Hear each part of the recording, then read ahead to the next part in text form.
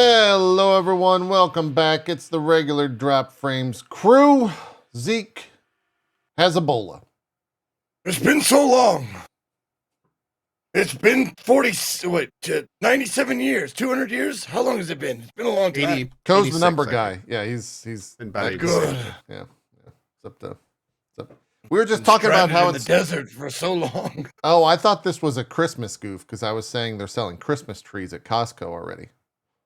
In the pre-show.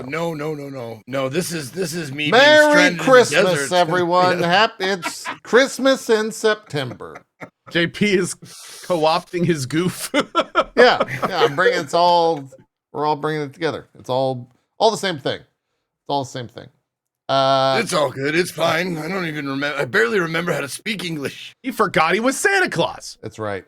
That's what happens. You go to Burning Man, you remember.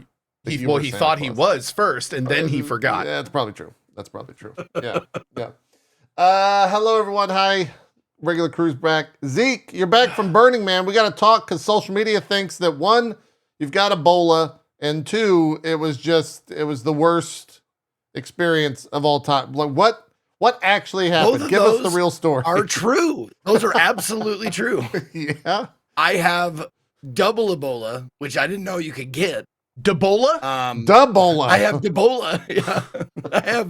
I have I think that's a One Piece character, actually. Yeah, that's Debola. Oh, okay. Everyone, the Debola arc. They hate it. Debola arc. Yeah. Well, I went.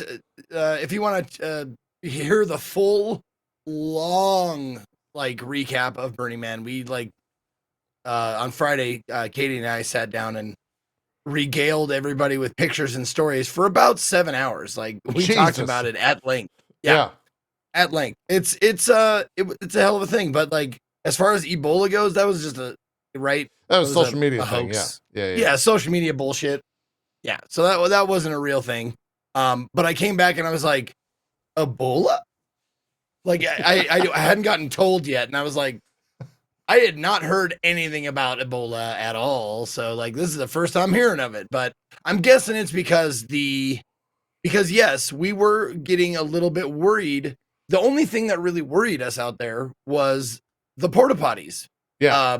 Because one of the only services that Burning Man provides all of its attendees is the emptying and spraying out of the porta potties.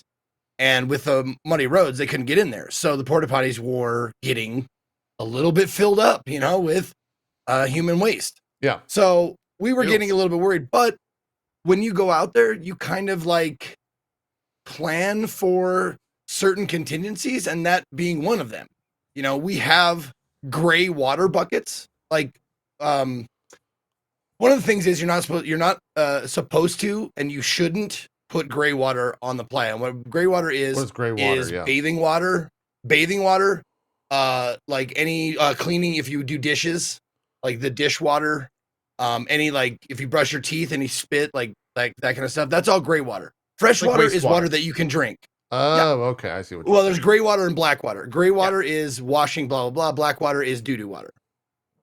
So neither of those are supposed to be on the playa. So we have buckets to collect gray water in.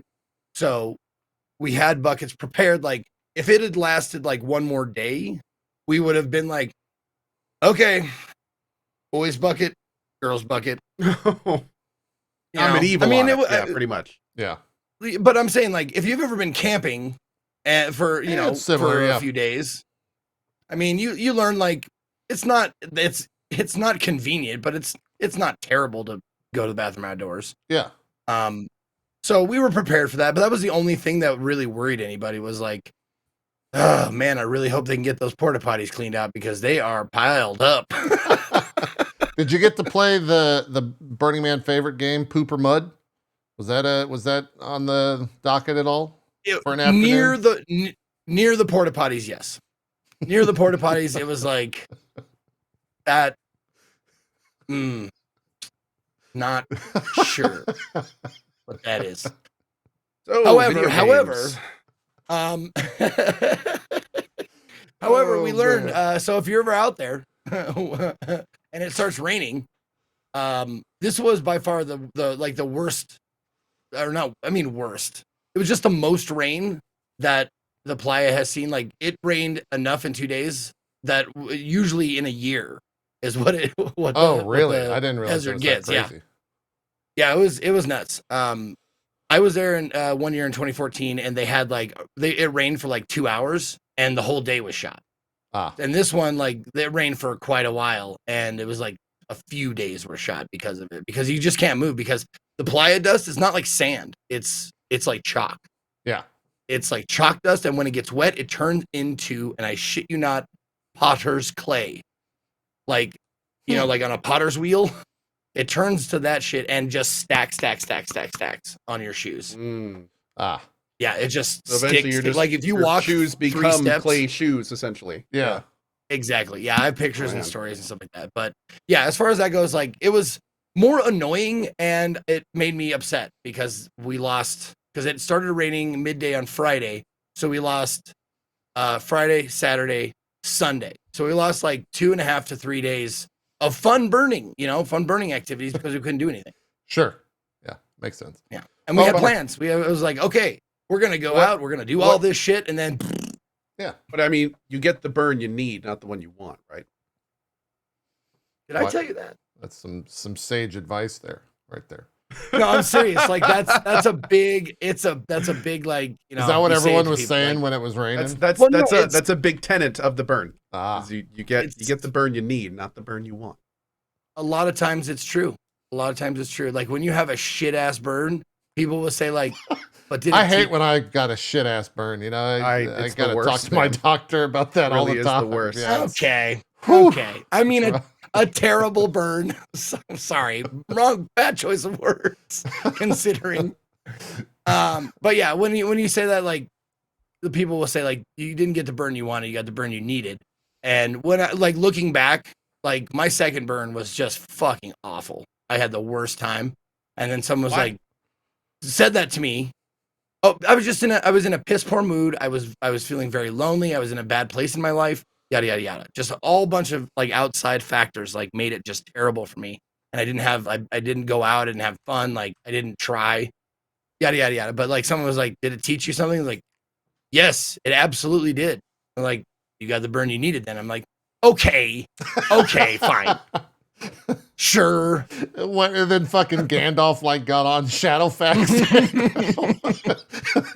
Just galloped away. Like what the fuck? Yeah.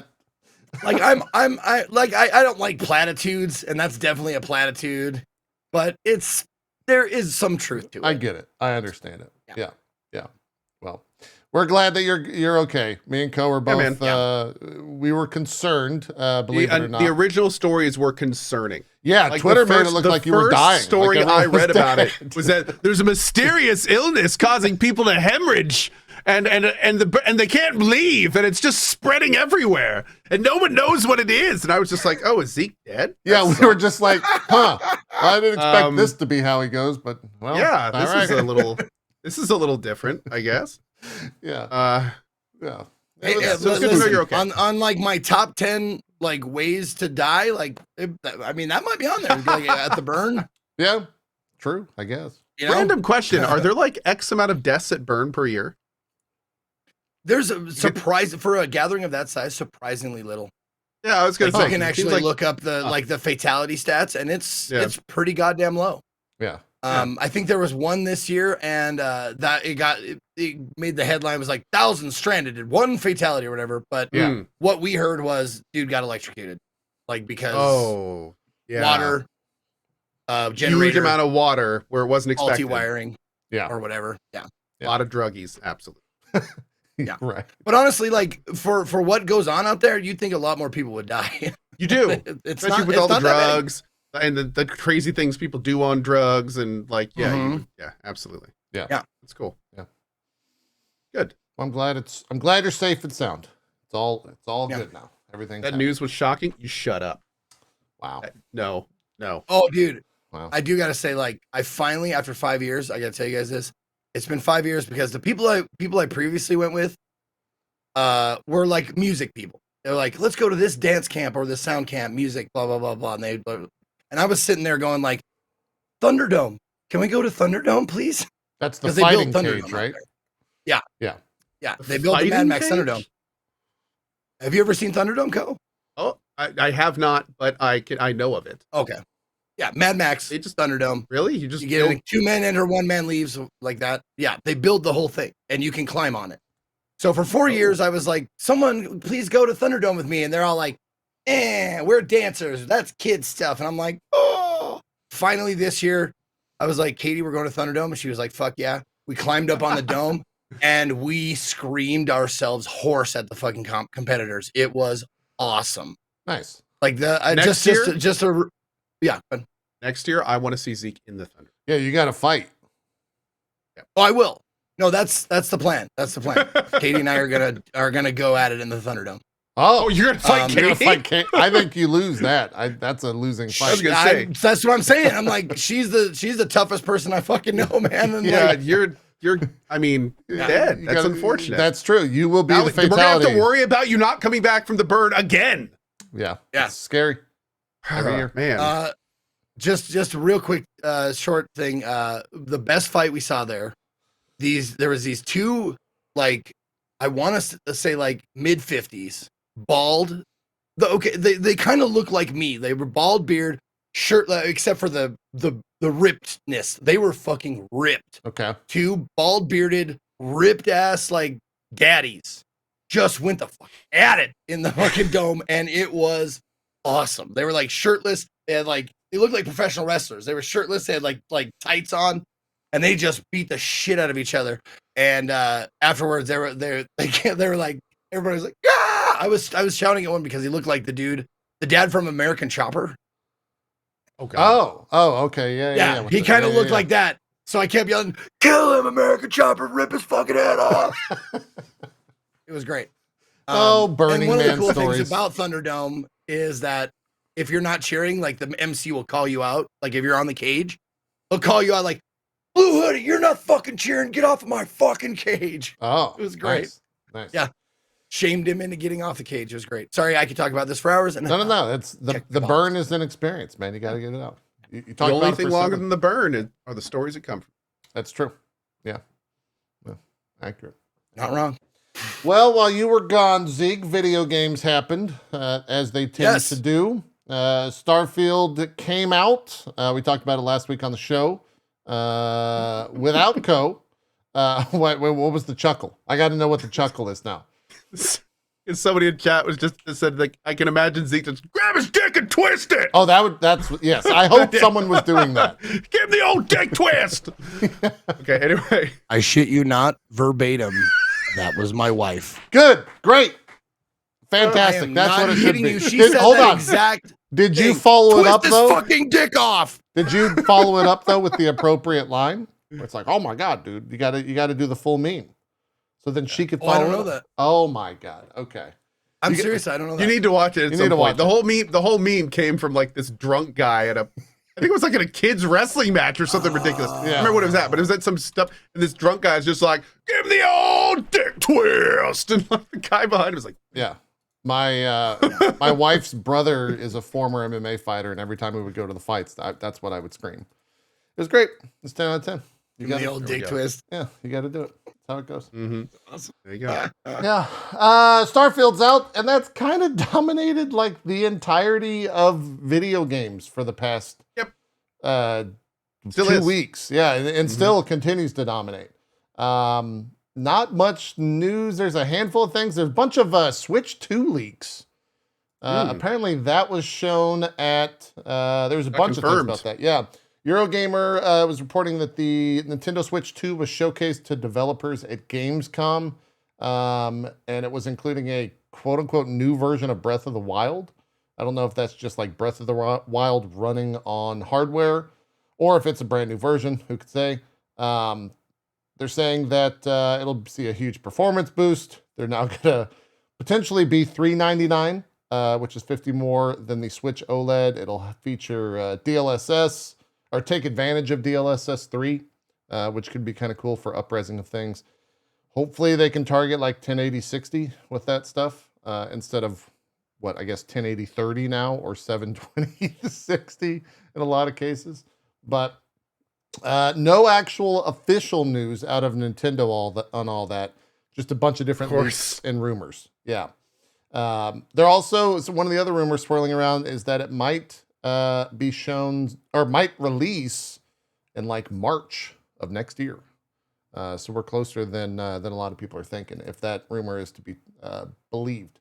And then there's a lot of like non-official rumors out there, leaks and people saying that they've been like DMCA'd by Nintendo, which I kind of believe to be true, but that's all like not. They're all about that. Yeah, it's not officially being reported anywhere that I've seen. Tom's guide has some information on that, as well as Eurogamer on all of that. But yeah, price seems about right. $399 for a new hardware, better hardware Switch 2, and as long as it's backwards compatible and it can actually run like the majority of their games at 1080 60 or even up-res with DLSS at higher, seems like a pretty good thing. I'm on board. I think that'll do well. That's kind of what the user base wants in a lot of ways. At least the hardcore demographic, yeah. So that is that. There was some stuff in the Destiny 2 world. A lot of lawsuits around around Bungie.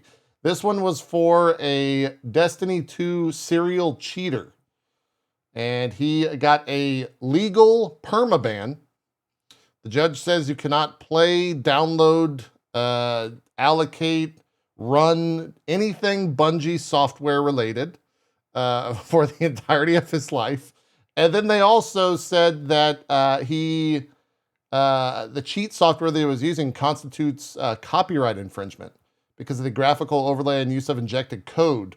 And so he got two imposed damages of $150,000 each for those violations. So it was a $500,000 all in because of a couple other things for cheating in Destiny and allocating and pushing those cheats elsewhere. So yeah, wow. Bungie's not fucking around with that shit. They've boom. They've done a bunch of things like that in the past, both in the cheating realm and also the harassment realm of their former community manager. So, is the by and large like audience fan response like good? Like way to go? I believe it or is. Is it like yeah? I think it's good. I believe it's get them. Get them. Get them. Okay. Yes. Okay. Yeah. Get them. I would say that's accurate. I would say that's 100% accurate. I'm just wondering if it was like hell yeah or like seems good but harsh, because I like as a layperson I'm like that's a lot, it seems like. Yeah I think he was taking money for distributing the cheats and whatnot. So yeah. it was okay. He was there was profit involved. Yeah, absolutely. It's not just like you hacked in Destiny, $500,000 fine. It's like he was also. That's what I was saying. Yeah, no, I like, didn't explain that very well. Yeah. Okay. Yeah. Okay. Yeah. And then like I said, Starfield's just dominating the news cycle. Bethesda posted when was this? 3 days ago. So I think a day after the full launch, that Starfield had surpassed 6 million players. And they went on to say that it is now the quote biggest Bethesda game launch of all time, with 6 million folks, quote unquote, playing. So I guess Game Pass is probably factored into that. I thought like Fallout 4 was more than that, but maybe I was wrong. Right before that, Phil Spencer. I think the big thing is when you factor in a game with Game Pass, like that's the big thing. Yeah, like, yeah. That's gonna inflate your numbers wildly. Right. Phil Spencer tweeted that they crossed 1 million concurrent. I think a day prior to that. So they were celebrating that. What else was in the Starfield news? Apart from just like an ongoing conversation about the game that is seemingly everywhere on the internet. You can't really escape it. There was the Bloomberg technology interview with old. Now I'm blanking on his name. With old Todd. Here I think I figured this out. Yeah. Let's see. Let me know if you two can hear this. We'll play it for stream. You guys should be able to hear it as well. That was Such a Todd. thing to say. Big question from many. Why did you not optimize this game for PC? We did. It's running great. It is a next-gen PC game. We really do push the technology, so you may need to upgrade your PC for this game, but it's got a lot of great stuff going on in it, and the fans are responding awesome. I asked our I can audience, see- what would you ask Todd? I can see with that exact same look on his face, Todd just being like, yeah, so we did optimize it. So if you could maybe stop being poor or be better with your money, then maybe we wouldn't be having this pointless conversation. Yeah. It is. Thanks. The headline, of course, was Todd Howard says upgrade your PC, right? That's what everyone ran with. The full quote I don't think is nearly as bad. What I hate, fuck this guy, man. This schmarmy asshole is like, our viewers are wondering. Like, watch his face when he asked the question. Like, look at that face. He's like, Oh yeah. got him. Like, what is that? Yeah. Yeah. It's a level 4 smug cloud warning, like Well, around his fucking desk. It really is. And on top of that, the idea that any game doesn't have any optimization, like it's just some Yeah. kind of choice that he Yeah. decided not to do it. Like, yeah.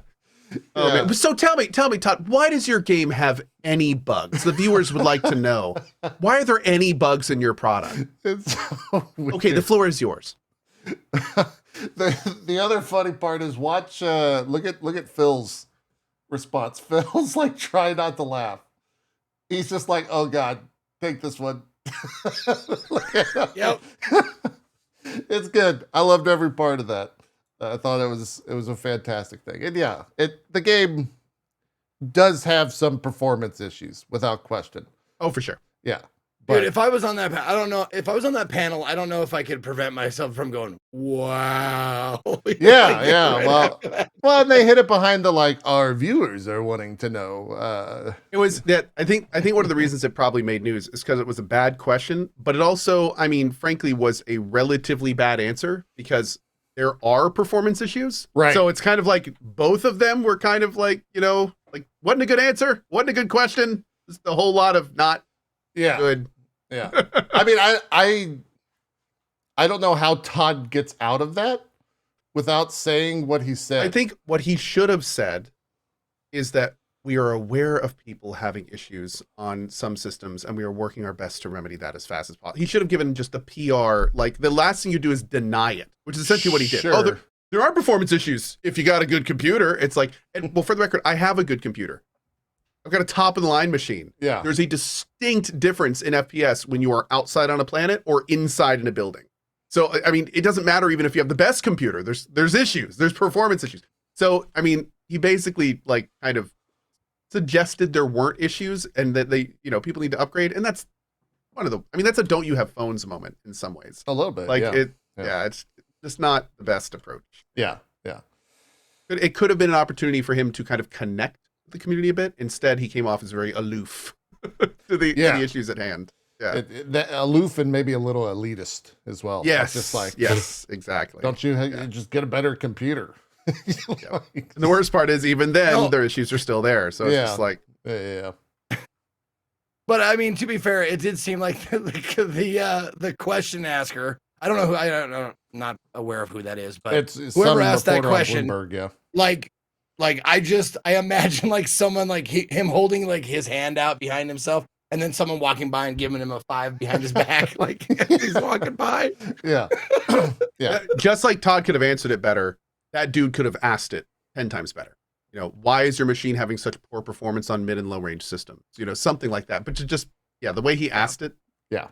bad question, bad answer. Yeah, just bad all Schmarmy for around. sure. Not a good good look for anyone. Absolutely not. Not a good look for anyone. That's right. Everyone Except for looks Phil. bad. You know who looks good? Phil. Phil smiles. He's like, you go ahead and take that one, Todd. I'm not involved in fucking Phil this. Spencer, bitch. Yep. I'm not involved in any of this. Yeah. Absolutely. And somebody just said in chat, that's a good point. When somebody asks a question like that, they are very much they're framing the question with the answer in mind. Yeah. So it's like, which immediately makes the question kind of dumb in a lot of ways. You're just trying to say something at that point. So Yeah. which makes them look like a fool in most cases. Absolutely.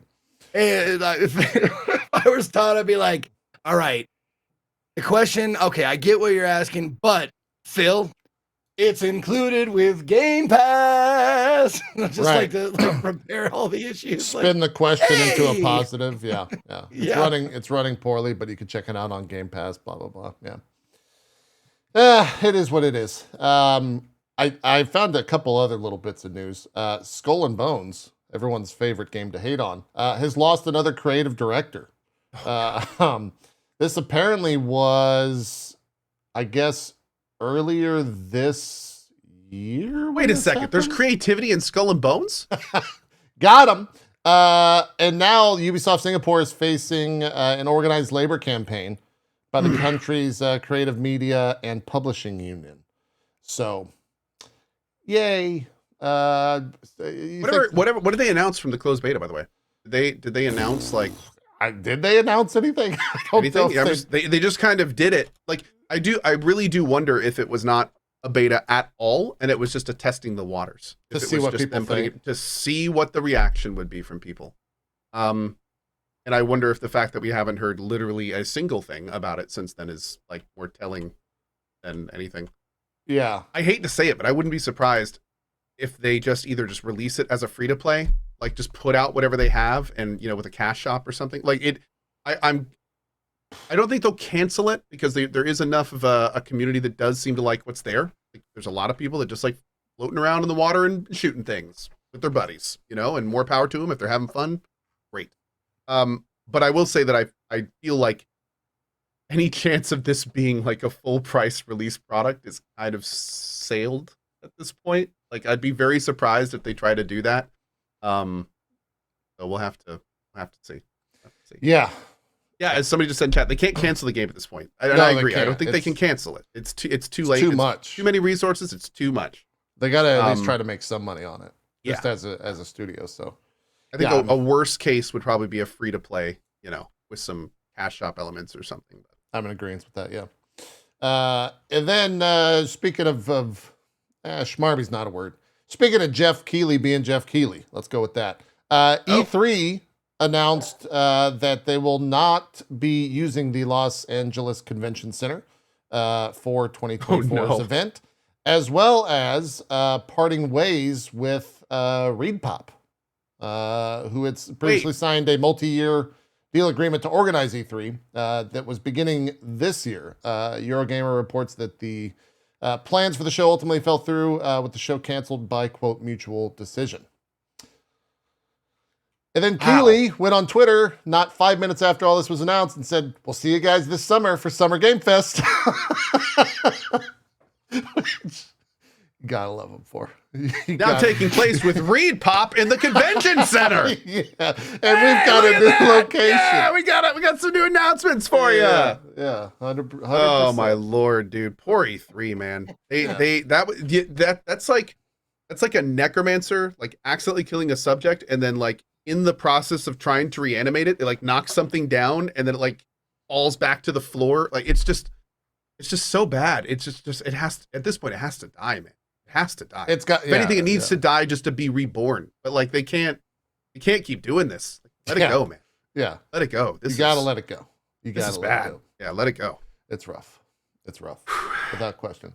But Keighley won't ever miss a chance to dance on the corpse, as it were. He loves doing that. He loves getting out. Well, there to be fair, that was his rival.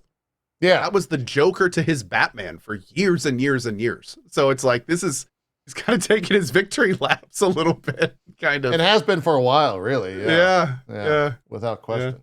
Without question. Oh man.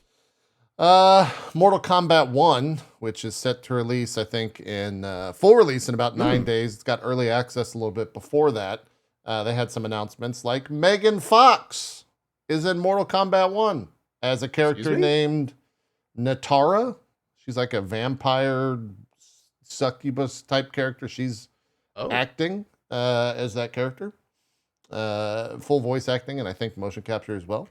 And then they also got Jean-Claude Van Damme in the game. He's got a skin for oh god, I'm blanking. Who's the guy that does Johnny Cage? Johnny Cage, yeah. Who was the original inspiration, and they like wanted to get him for years, but he essentially said no I think they said they've been trying to get him for like 30 years to voice Johnny Cage, and now they got a full skin voice, everything like that. So, well, there you go. Yeah, they're making the rounds. Crazy right now. what time and money will do, huh? Yeah, exactly. 100% correct there. Oh man, they got that Warner Brothers money, and like mm-hmm. I don't even know what is Jean-Claude Van Damme like. What was his most recent movie? I don't even know. Was he in? He's getting up there. JCVD. Yeah, That's the last one I remember. The Expendables. Is that the Stallone film? Oh yeah, the Stallone series. Yeah. That makes sense. Wait, what is a truck split ad? Do you guys know what that is? Apparently he did a truck split ad. I don't know what that is. A gambling I site? do not know what that is either. I don't know. Is it a gambling site? I don't know. I have no idea. A Volvo ad? Volvo commercial. Okay. Oh, Does he punch a truck in the truck nuts? No, I see. He did the splits. That would have also been good, but he did the splits on 2 trucks. Oh. Oh, okay. Okay. So a little bit on brand. Yeah. Yeah, that makes sense. That makes sense. Yeah.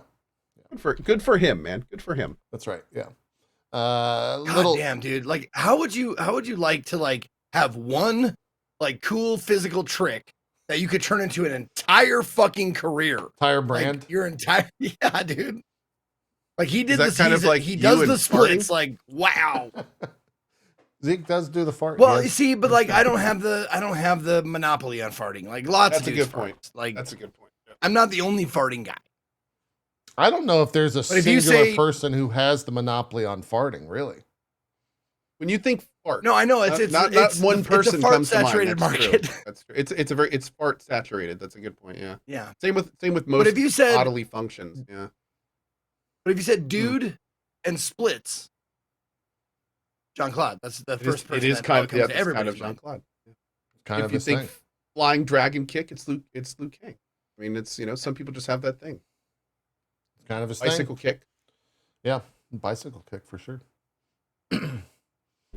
What else is there? A little industry news. Donald Mustard, who is the chief creative officer at Epoch for 25 years, has announced that he will be retiring later this month.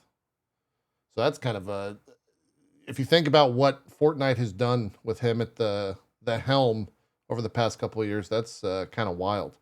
I wonder like how much he actually influenced all of what Fortnite has become. I would assume a large amount, but a few billions. Yeah. Definitely made a lot of money without question. It influenced the entire Oh industry. God. Yeah. You say he's Billions stepping and down? billions Is and that what you said? Yeah, he's retiring. Yeah. Oh, okay. Good for him. I mean, 25 years in the industry. That's kind of not many people could say that. That's a long fucking time in video games. Zeke, you're a Burning Man. Cohh, did you check out Last Epoch at all with the power patch that they had? They put in the new Sorcerer, I think. I am planning on doing a big return to Last Epoch when it's 1.0, which Yeah. I don't believe this patch was. So I've played tons of hours of it. I loved every hour I had in it. It was my first hardcore character experience, actually, was Last Epoch. Oh, And yeah, I can't wait for 1.0. Yep. That's when I'm going to be returning to it. I think a lot of people are as well. It was funny because there was a lot of sponsored streams for, I think Last Epoch had sponsored streams, and then Torchlight Infinite, Torchlight Immortal, Torchlight something or other was also doing a bunch of sponsored streams this week because they had a new season. I think it's Infinite. Yeah, I saw a handful of those pop up. And that's most of the news. So we can move out of the way, talk some Starfield, because I think that's where most of the conversation is right now. Baldur's Gate also still doing very well. That launched on PlayStation. Cohh, have you heard from anyone in your chat how is that performing on the PS5? Specifically, like Act 3, is it? I haven't heard much at all about it, to be honest. Yeah, I think either. that's probably because most of those players are knee deep in it. That's probably true. Yeah. Drops as low I as haven't heard much at 20 FPS in performance mode in the city. Yeah. That's about not on PC, too. PC. that's a little bit of an issue. Seems about fine. I'm sure it's fine in Act 1 and Act 2. But Mhm. it's the PC version on Ultra pretty much. So with that said, it's rough. Yeah. Okay. That sounds about right. Oh, that we talked about it last week, but Bloodline 2 did get a trailer out of nowhere. I have not seen it yet. It's I could pull Wait, it I'm up sorry, if you what? guys want to watch. Yeah, Vampire the Masquerade Bloodlines 2 has a new developer, the Chinese Room, and it got a trailer. And did it get a release date too, or was it just it just says coming fall 2024. there we go. So a year didn't out. Even think to hope that dead I know, product right? was I know. going to be brought back. No one did. It happened at a it's random interesting. PAX. I'm a little torn on it because I don't have a lot of experience with stuff from Chinese Room. Like, I did see a bit of a trailer where it went through like some of the stuff that they've done. That may have been the beginning of that trailer, actually, but none of it is stuff that I've really played or had. I don't. They did Amnesia, the pig game, the machine pig or machine. I played that. That was okay, but also is arguably, from what I understand, like not the best Amnesia. Yeah, I think that's generally regarded that well. Yeah, or that way. So I don't know. I'm a little torn. There's no question. I will say I would have been a lot more excited about this if it was like a dev I really had faith in. Yeah. But yeah, I'm going to check it out, obviously, and I hope it's awesome, but we'll see. Little One Punch Man going on there. Yeah. Oh, they got the Fist of the North Star shit. Vampire stuff. Yeah. Exactly. Yeah, this I think this was at a PAX. They don't call it PAX Prime anymore. PAX West, I guess, is what they call it. PAX West. Yeah. At a random panel, I think, is when this was shown. So a lot of people were surprised by it because I think everyone thought this was dead in the water after the debacle. Kerfluffle. The kerfluffle, yeah, that ended that. So we'll see. I guess they had to do something with all the assets that they had. Around a year from now, huh? Yeah, man, I'm just gonna be super optimistic about it. I'm just gonna be. It's gonna be the greatest game. Like, this is gonna be awesome. Shut up.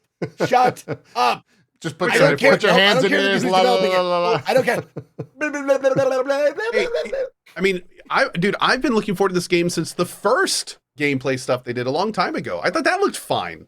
Like, people tend to forget that Vampire the Masquerade was a pretty janky freaking game, and it was still really cool and fun to play.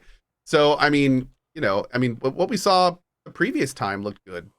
So if they could just get it out in like a vision similar to the first one, I think it'll be fine, man. I mean, it's got such a cult following in terms of people that are just going to play it anyway. So, yeah, as long as it's, has that same consistent level of dialogue and character and that cool underworld vibe, then it'll be fine. I've dipped my toe in the Vampire of the Masquerade world. I've never took a full swim, but like I did play like Bloodlines, and I played it all the way through, which is actually, for me, it's saying something because, and I played it like not that long ago. Like I didn't play it when it came out. I played it for the first time like while I was still streaming. I don't know, like 6 years ago, something like that. And even for like an older game, fuck man, it was really, really good. Like it was like the storylines, the voice acting, man. If they get like the same caliber of voice acting they got for the first game for this game, holy shit, we're in for a treat. Yeah. But we'll see. Someone just Taladin and says, if I can argue with a stop sign, I will buy it, no question. Is that a thing? No, you stop.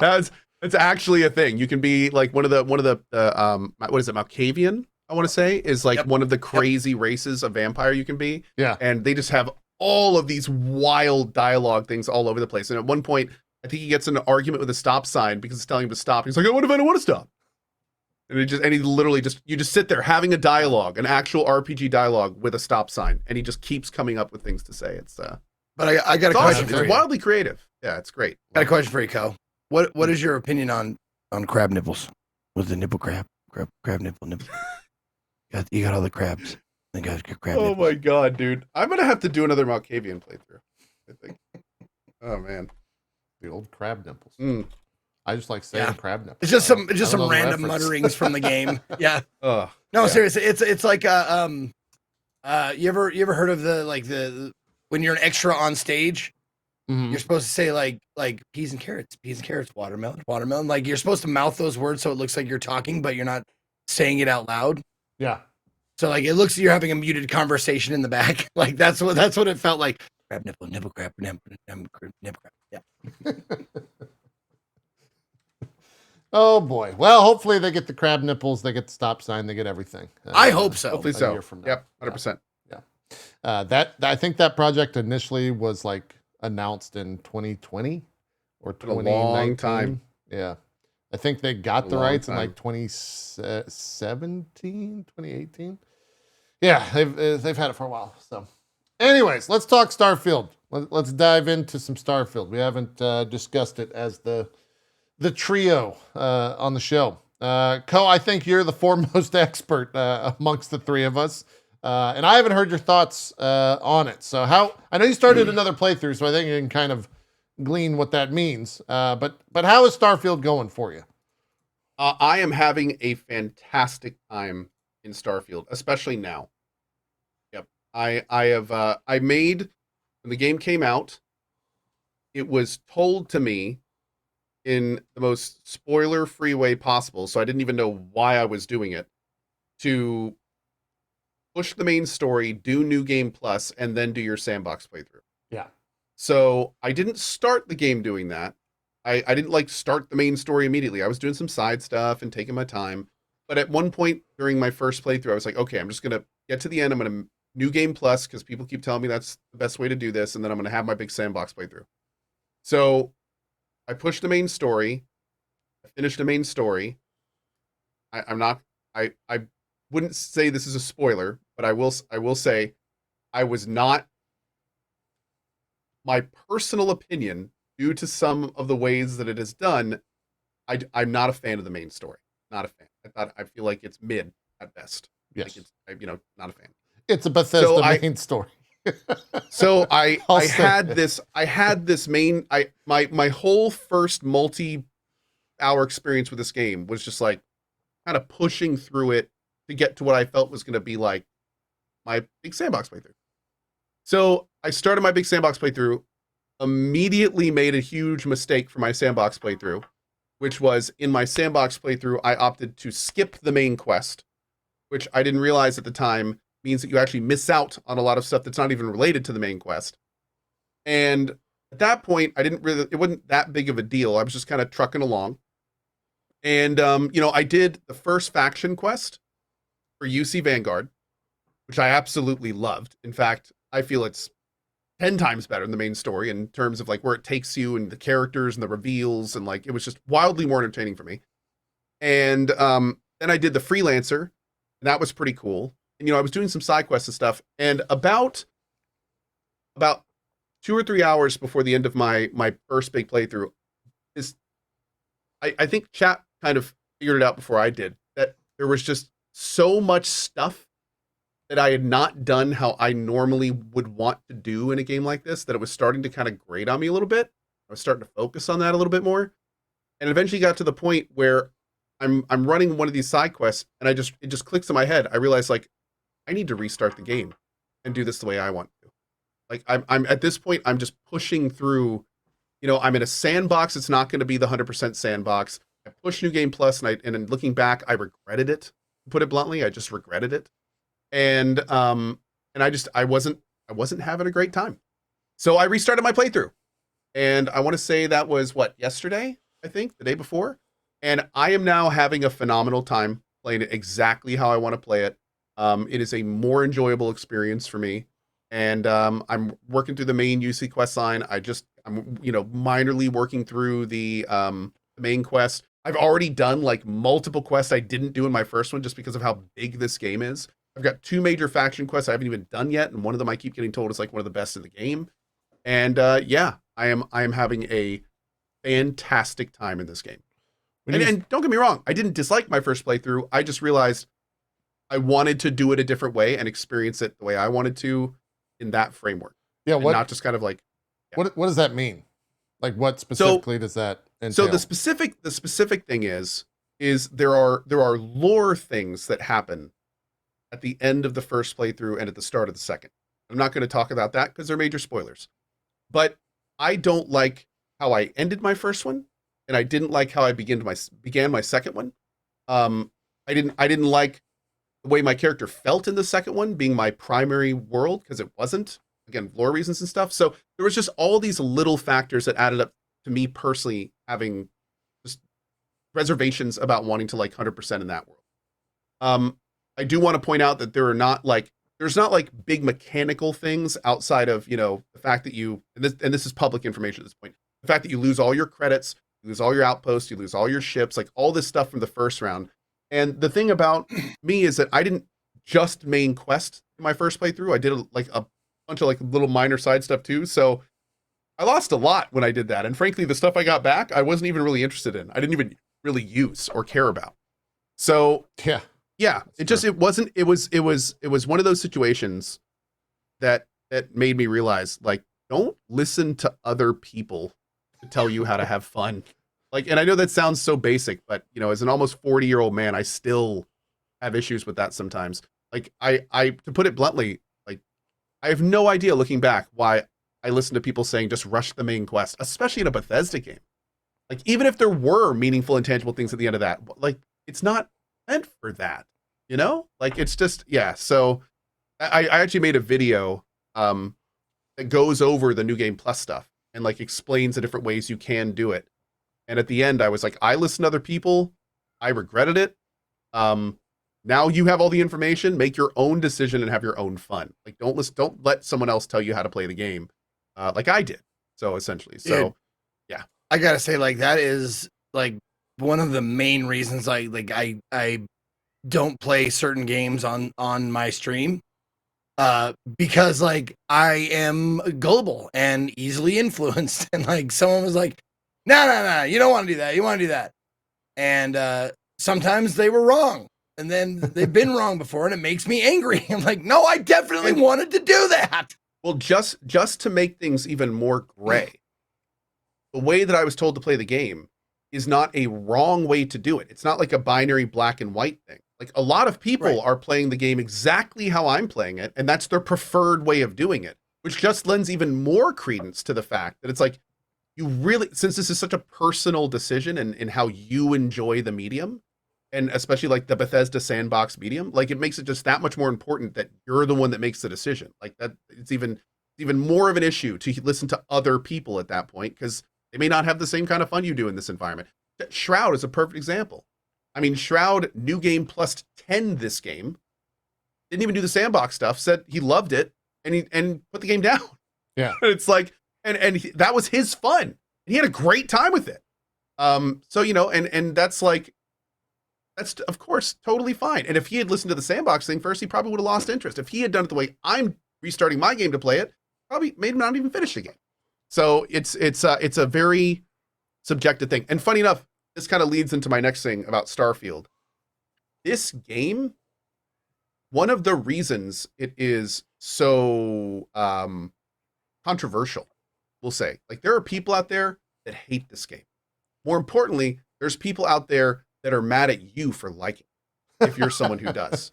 And the reason and the reason that is because this game is a great example of a product. And don't get me wrong, you could argue that every game is like this, but I feel that this game really accentuates the fact that there are games out there like this where you will get out of this game what you want to get out of it.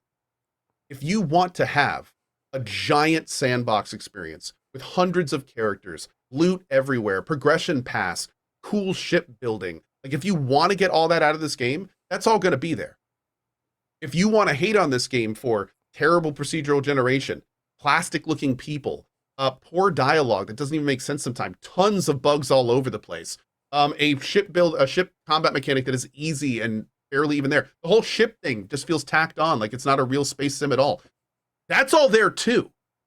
And the problem is that both of those perspectives are right. And if you focus on that second one, this is a bad game. Yeah.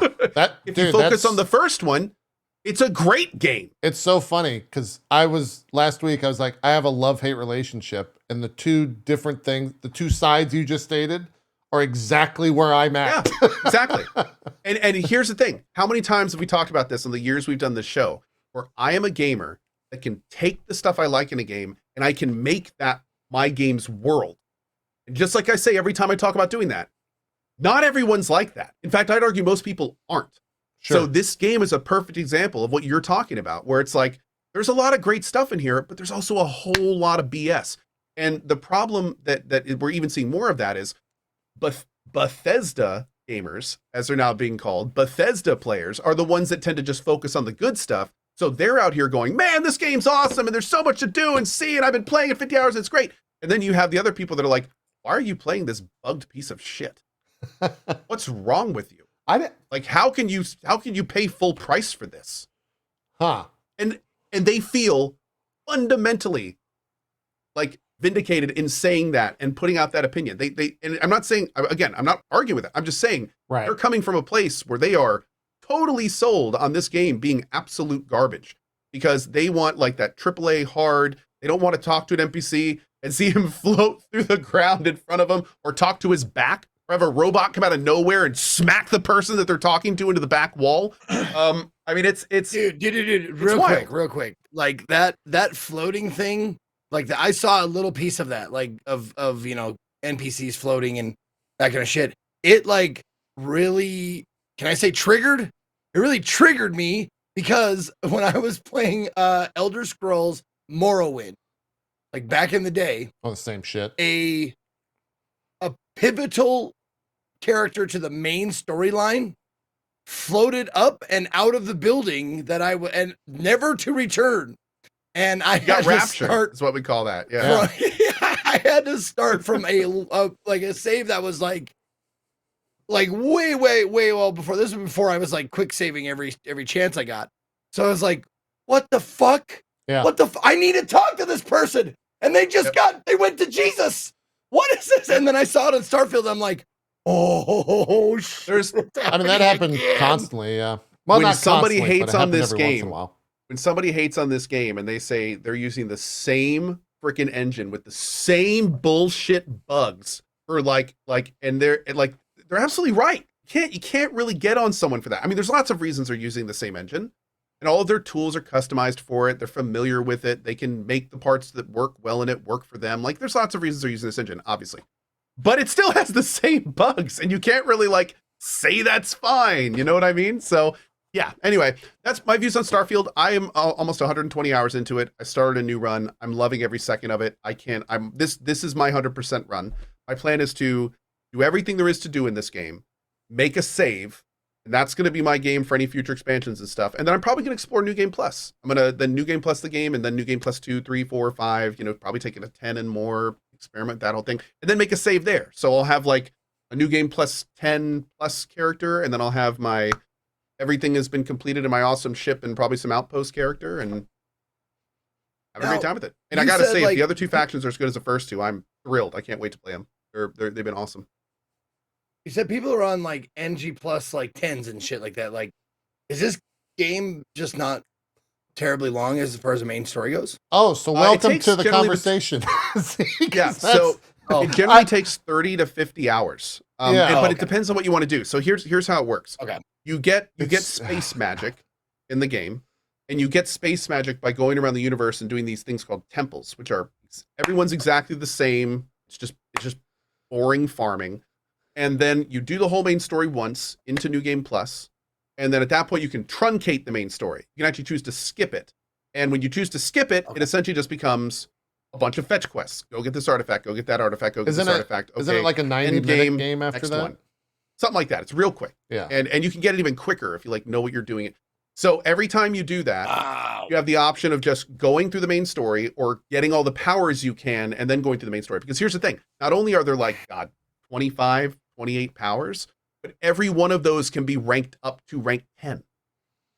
So you can and you can upgrade them. And then it gets even crazier because after you get to a point, not all powers spawn in each run, and those powers can actually be duplicates of one you've already maxed. So at that, like somebody in my chat, his name is Undead Timon, he's on like new game 17 or 18, and he's not maxed all his powers yet. So it's this situation where it's like, you can do all this. You can become like a space god if you want to. You know, you can be like super souped up, because keep in mind your skills are transferring every new game plus. Your powers are transferring every new game plus. There are some other things that I don't want to get into too much because it's spoiler territory that also increase to a point in terms of power and effectiveness as you new game plus. So the kind of big discussion around this game is, you know, is it intended that you become a space god before you sandbox? Because every time you new game plus, it erases the sandbox part of the game. Every time you new game plus, everything resets. Your ship, any ship you've built, any outpost you built, all of the loot that you've gotten disappears. That's what killed my run. Yeah. So the premise and the discussion going on right now is like, how do you best approach that? And the two camps are the one I'm in, but you know, I'm in it for my specific reasons that I cover in my video. And the other one is, you know, either park it at a new game plus you want to. A lot of people just choose the first one. They new game plus one time. And then they just make that their sandbox playthrough. And then there's the space gods, as I call them, who want to take their character like all the way to new game plus 10 or further. And then at that point, they park their playthrough and do their big sandbox run as a space god. So there's no real right answer. Obviously, it's just how you want to have fun. Some people are fine grinding 30 to 70 hours to get like the best possible gears and skills before doing their sandbox. Other people have jobs or families and limited time, and they don't have the time to do that. They just want to play the damn game. Other people are like me, who have like, you know, story and lore reasons and, you know, doing things for the first time and stuff that kind of is meaningful to them. So that factors into your decision as well. But it's interesting because we haven't seen something like this before in a Bethesda game. It's kind of like two different ways to play the game in one package, and everyone's kind of trying to figure out the best way to deal with that. Bethesda's always been about the sandbox. It's always been about being immersed and living in this world. So they have now put in a mechanic where you can essentially like delete that part of the game whenever you want to move forward in this other part of the game. So the public at large is having like a lot of, in many cases, in most cases, interesting discussions on like how best to approach that. Yeah. It has been very JP, interesting for sure. Did you, you might have already, I'm sure you've already answered this, but did you finish it? Did you finish run? Yeah, so I finished my run Monday, and when I say finish, I saw credits and started New Game Plus, because I was in the same camp as Cohh, where it's like I fed into the bullshit of like, yeah, you need to rush main story, and so that started on like, I would say the end of Friday for me and like beginning of Saturday, where it's like, maybe I should just rush main story and just like, because I didn't know what I wanted to do in the game. It's like, should I just do main story? I kind of know what happens. I guess I'm going to look up and see what happens. Okay, I know what happens now. And I was on the show last week saying like, yeah, I guess I'm going to rush main story. And for all intents and purposes, I'm pretty sure I said like, that apparently is the best way to play it. I think I said that exact same thing, or that exact line last week. Having done it. That's what people were saying. Yeah. Having done it. No. Like, for me, but it's for different reasons for me. Yeah. And it's for different reasons for me because when I see credits roll in a game, unless there is something like Hades, for example, where the game, like, there's more to do after that. You know, I don't know how else to describe it. Like, I see credits roll. Okay, next game. And so I put 40 hours into it, and I was like, that's kind of cool. Next game.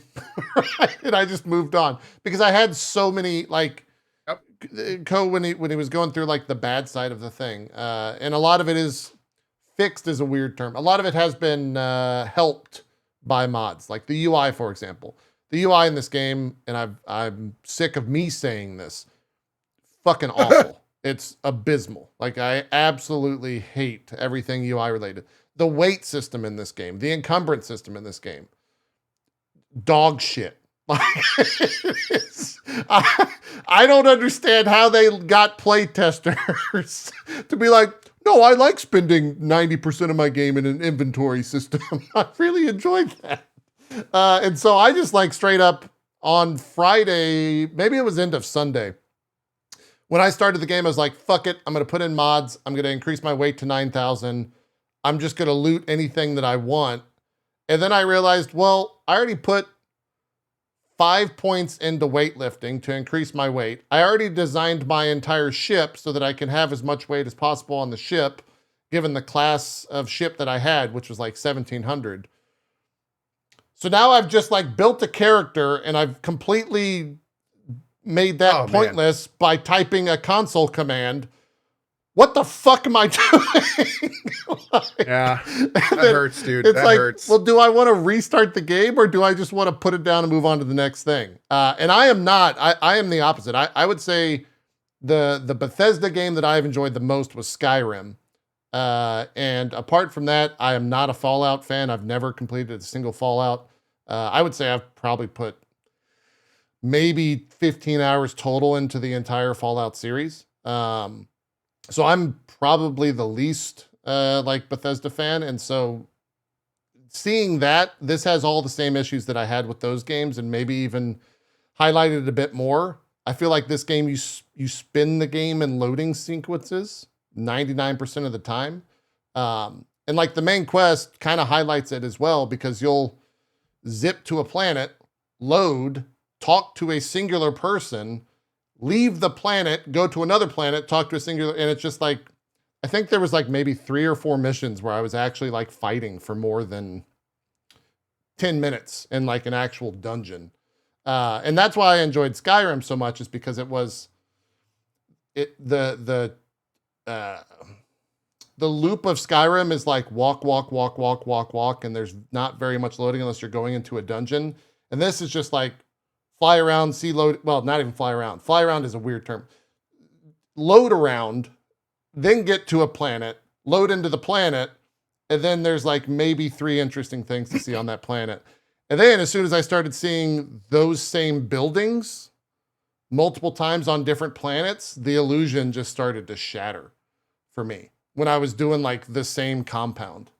Well, it's interesting. Where you headed, this- stranger? I'm just loading around. Don't you worry about me. we had this discussion earlier on the channel where like this stuff where you're actually walking around like a big open world and it feels like you're actually exploring stuff. This here is like the traditional Bethesda sandbox. Yeah. And I think a lot of people wanted this on the planets.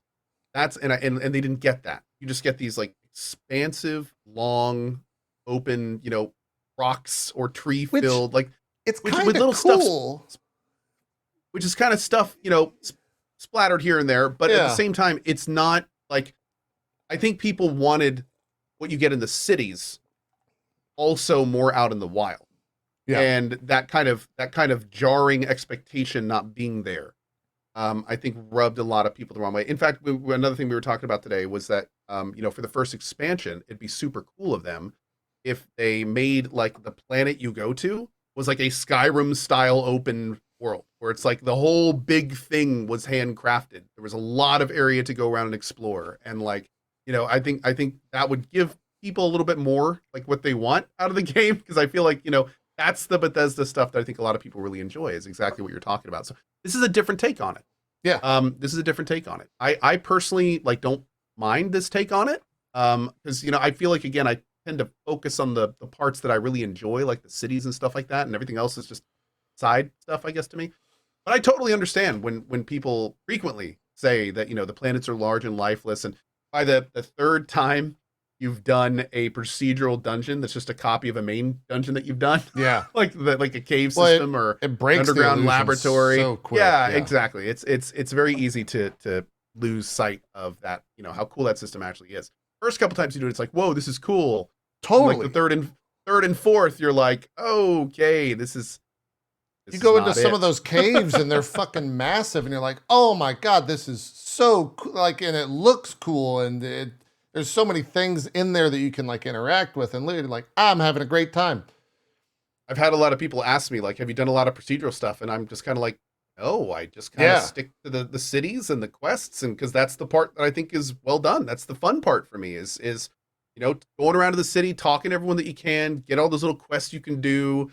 They'll send you to the fun, iconic locations, and that's like where the meat of the game is in all these like unique, fun little handcrafted locations. But yeah, it's definitely a thing. Yeah, I'm curious, Cohh, because you put so many more hours than I did. I think almost you had 120 and I ended at 40, or you have 120 and I ended at 40. I'm still going. I've got at least another 40 plus. Yeah. When it comes, so the itemization of the game, the second mob I killed dropped a yellow, which is like a legendary. And my understanding is that legendaries come with 3 traits, but then you have 7 mods on them that you can then later mod your things it depends on the weapon type, but yeah. Okay. Yeah, depending on the weapon type, it's like 4 to 8 or whatever. Do you think, what are your thoughts on the skill system? Because I found myself interested in it, and then I realized that it was way too grindy, particularly like the medicine upgrading of the skill system, because I wanted to get tier 2 of that. And it's like, you got to use 200 med packs before you can like max out the first medicine skill. I think you got to heal 200 HP.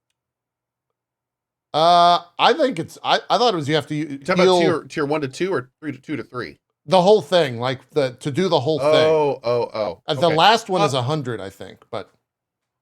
Oh, you have to use 20 med packs. Yeah, the thing, I like the idea behind the skill system because it's the kind of thing where the game doesn't want you to be able to just have 4 skill points and go from basic to max in one skill immediately. I like that idea. In fact, I like it so much that it has forced me to take other skills a lot of times or look into places I may not go normally, which I think is very cool. I think that every skills amount that you have to do is a balancing act. And I think that some of them are not balanced very well. Yeah. I found that. I love the concept, and sometimes the implementation is great, but other times it definitely feels a little like they didn't do too much testing with some of them. It to be adjusted. It was very funny because the weightlifting perk, for instance, I felt like I was playing Oblivion or Morrowind and having my control key jammed down by a quarter 20 years ago and standing behind someone and leaving it on all night, because the weightlifting perk increases when you run around at 75% encumbrance. And so that's what I did for about 30 minutes to hit max rank, was just load myself up with a ton of fucking rocks and just ran in a circle so I could carry more shit. And again, the idea is kind of cool, because the idea is, well, if you're getting this because you're encumbered, you're probably going to be encumbered. Right. So we're going to put a limit on, just make it so you have to just, the idea behind it is kind of falls apart when you sit there and say, I'm going to grind this out.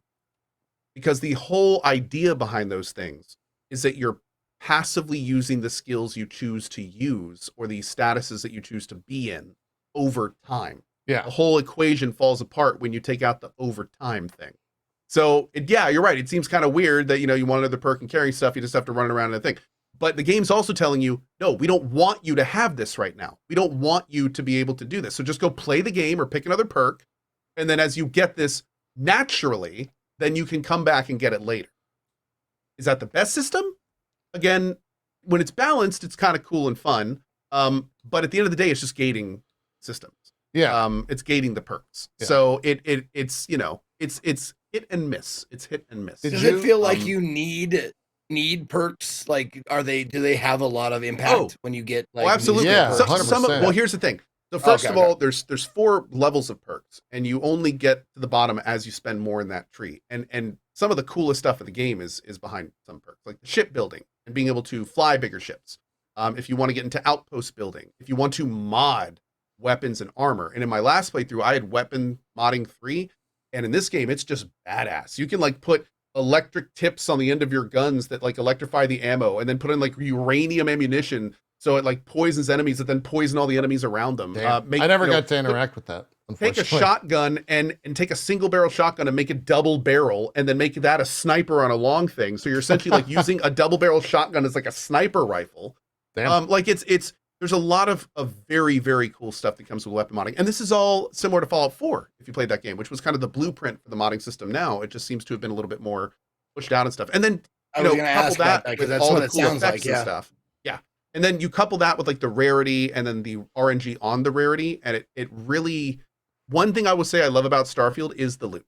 Anytime you see a gold item like that, it immediately like is, oh shit, like this could be amazing. Sometimes it's garbage, but it could be amazing.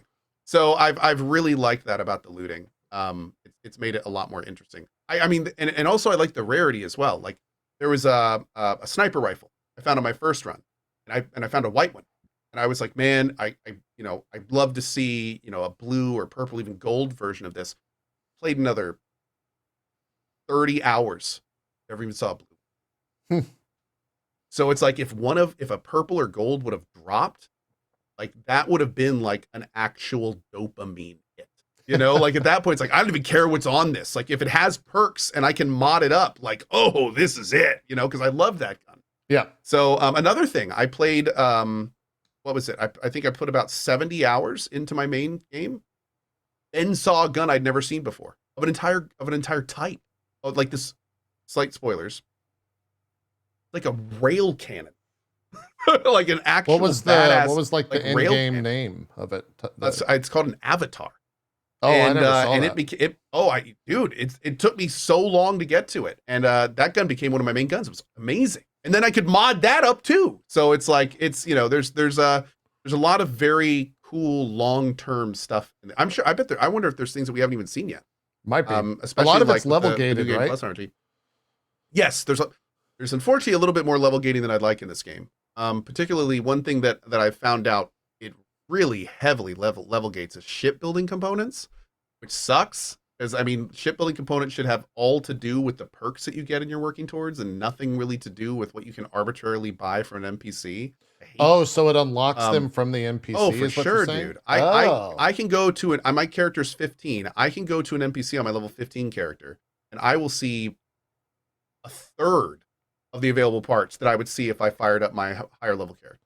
That kind of stuff seems very not cool at all. Yeah, I didn't even know that. There's no immersive sense at all behind that. There's no reason that two people going up to the same vendor should see wildly different things offered to them. It's not like they're more certified or anything like that. It's just weird and unnecessary. And apparently they do that in a few different of the systems in the game. And I just it's not a fan.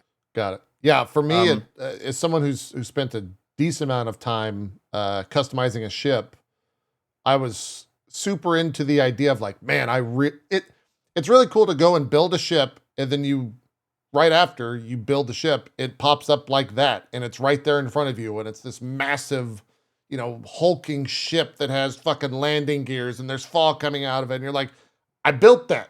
That's fucking sick. And then you fly it, and you're like, oh God, okay, why did I spend so much time on this? Well, see, I know this isn't the popular opinion, but I actually just taking off and like doing the driving around and even the space combat for me, I love the feeling of spending a lot of time building something and then having it just like steamroller wreck these encounters that were destroying me earlier. Oh, you can break for it. Me, yeah.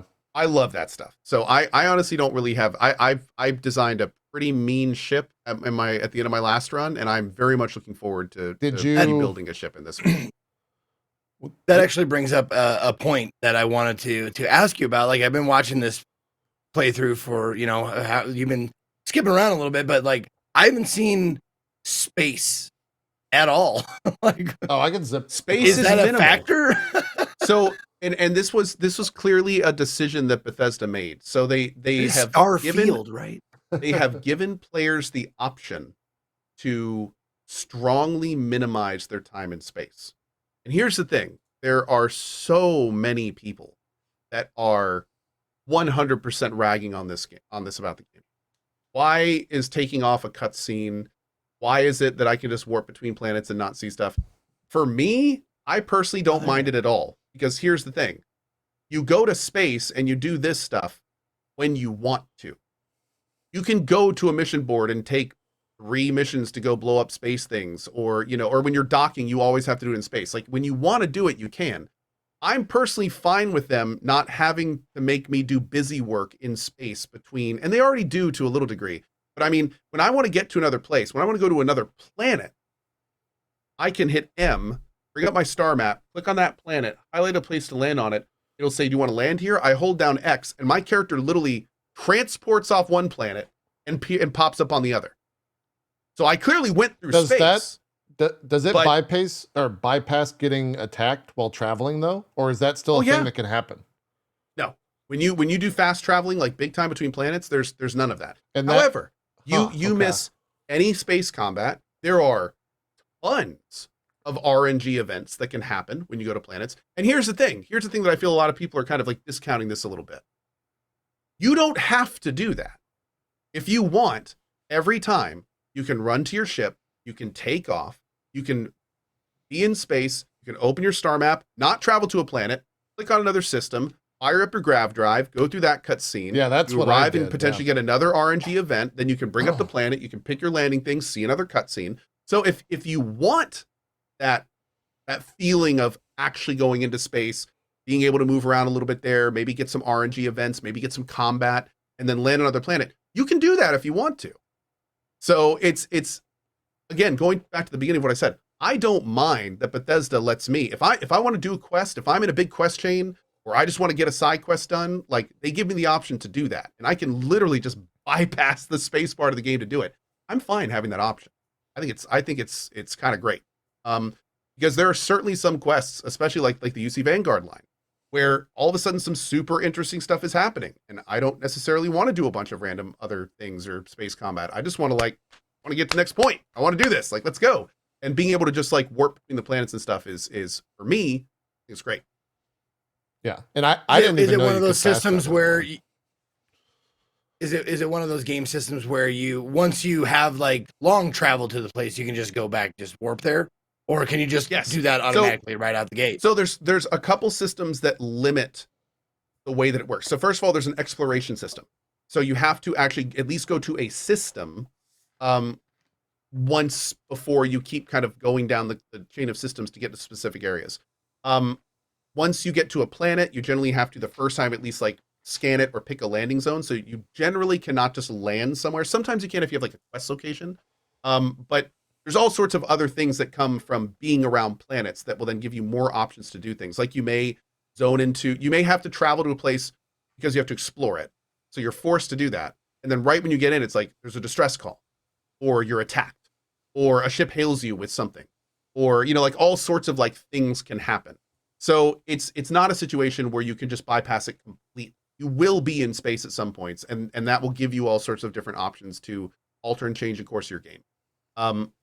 You will also be in some situations where you will just be attacked and you have to deal with that or figure out a way to get the hell out if you're a low-level ship on very hard. That helped me a lot. God, ship combat on very hard was rough. It's rough at the beginning. It's so rough, especially because the game quickly takes you to higher tier systems. Yeah. And then it restricts what parts you can buy to make your ship better. So it's just like a double whammy of suck. I got stuck in quick save loops it was like classic Bethesda death loops. Yeah. I a couple times that happened to me too. You're not alone there. So it's a mixed bag, and you can clearly tell that Bethesda made a lot of decisions with the system.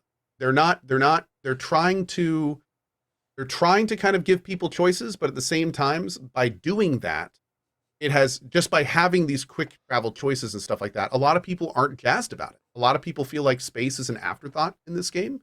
They feel like it doesn't feel like a tangible space game really at all, that it's just like a weird mini game between like the real game, which is on foot.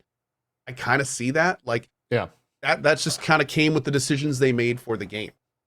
It makes it feel like the space stuff again is not mandatory, and it's not very fleshed out, so to speak. You're not doing it's not like you're doing like Elite Dangerous or No Man's Sky level flying between places. Right. It's just kind of like this little thing that happens between getting to like the main part of the game, which is almost always on foot.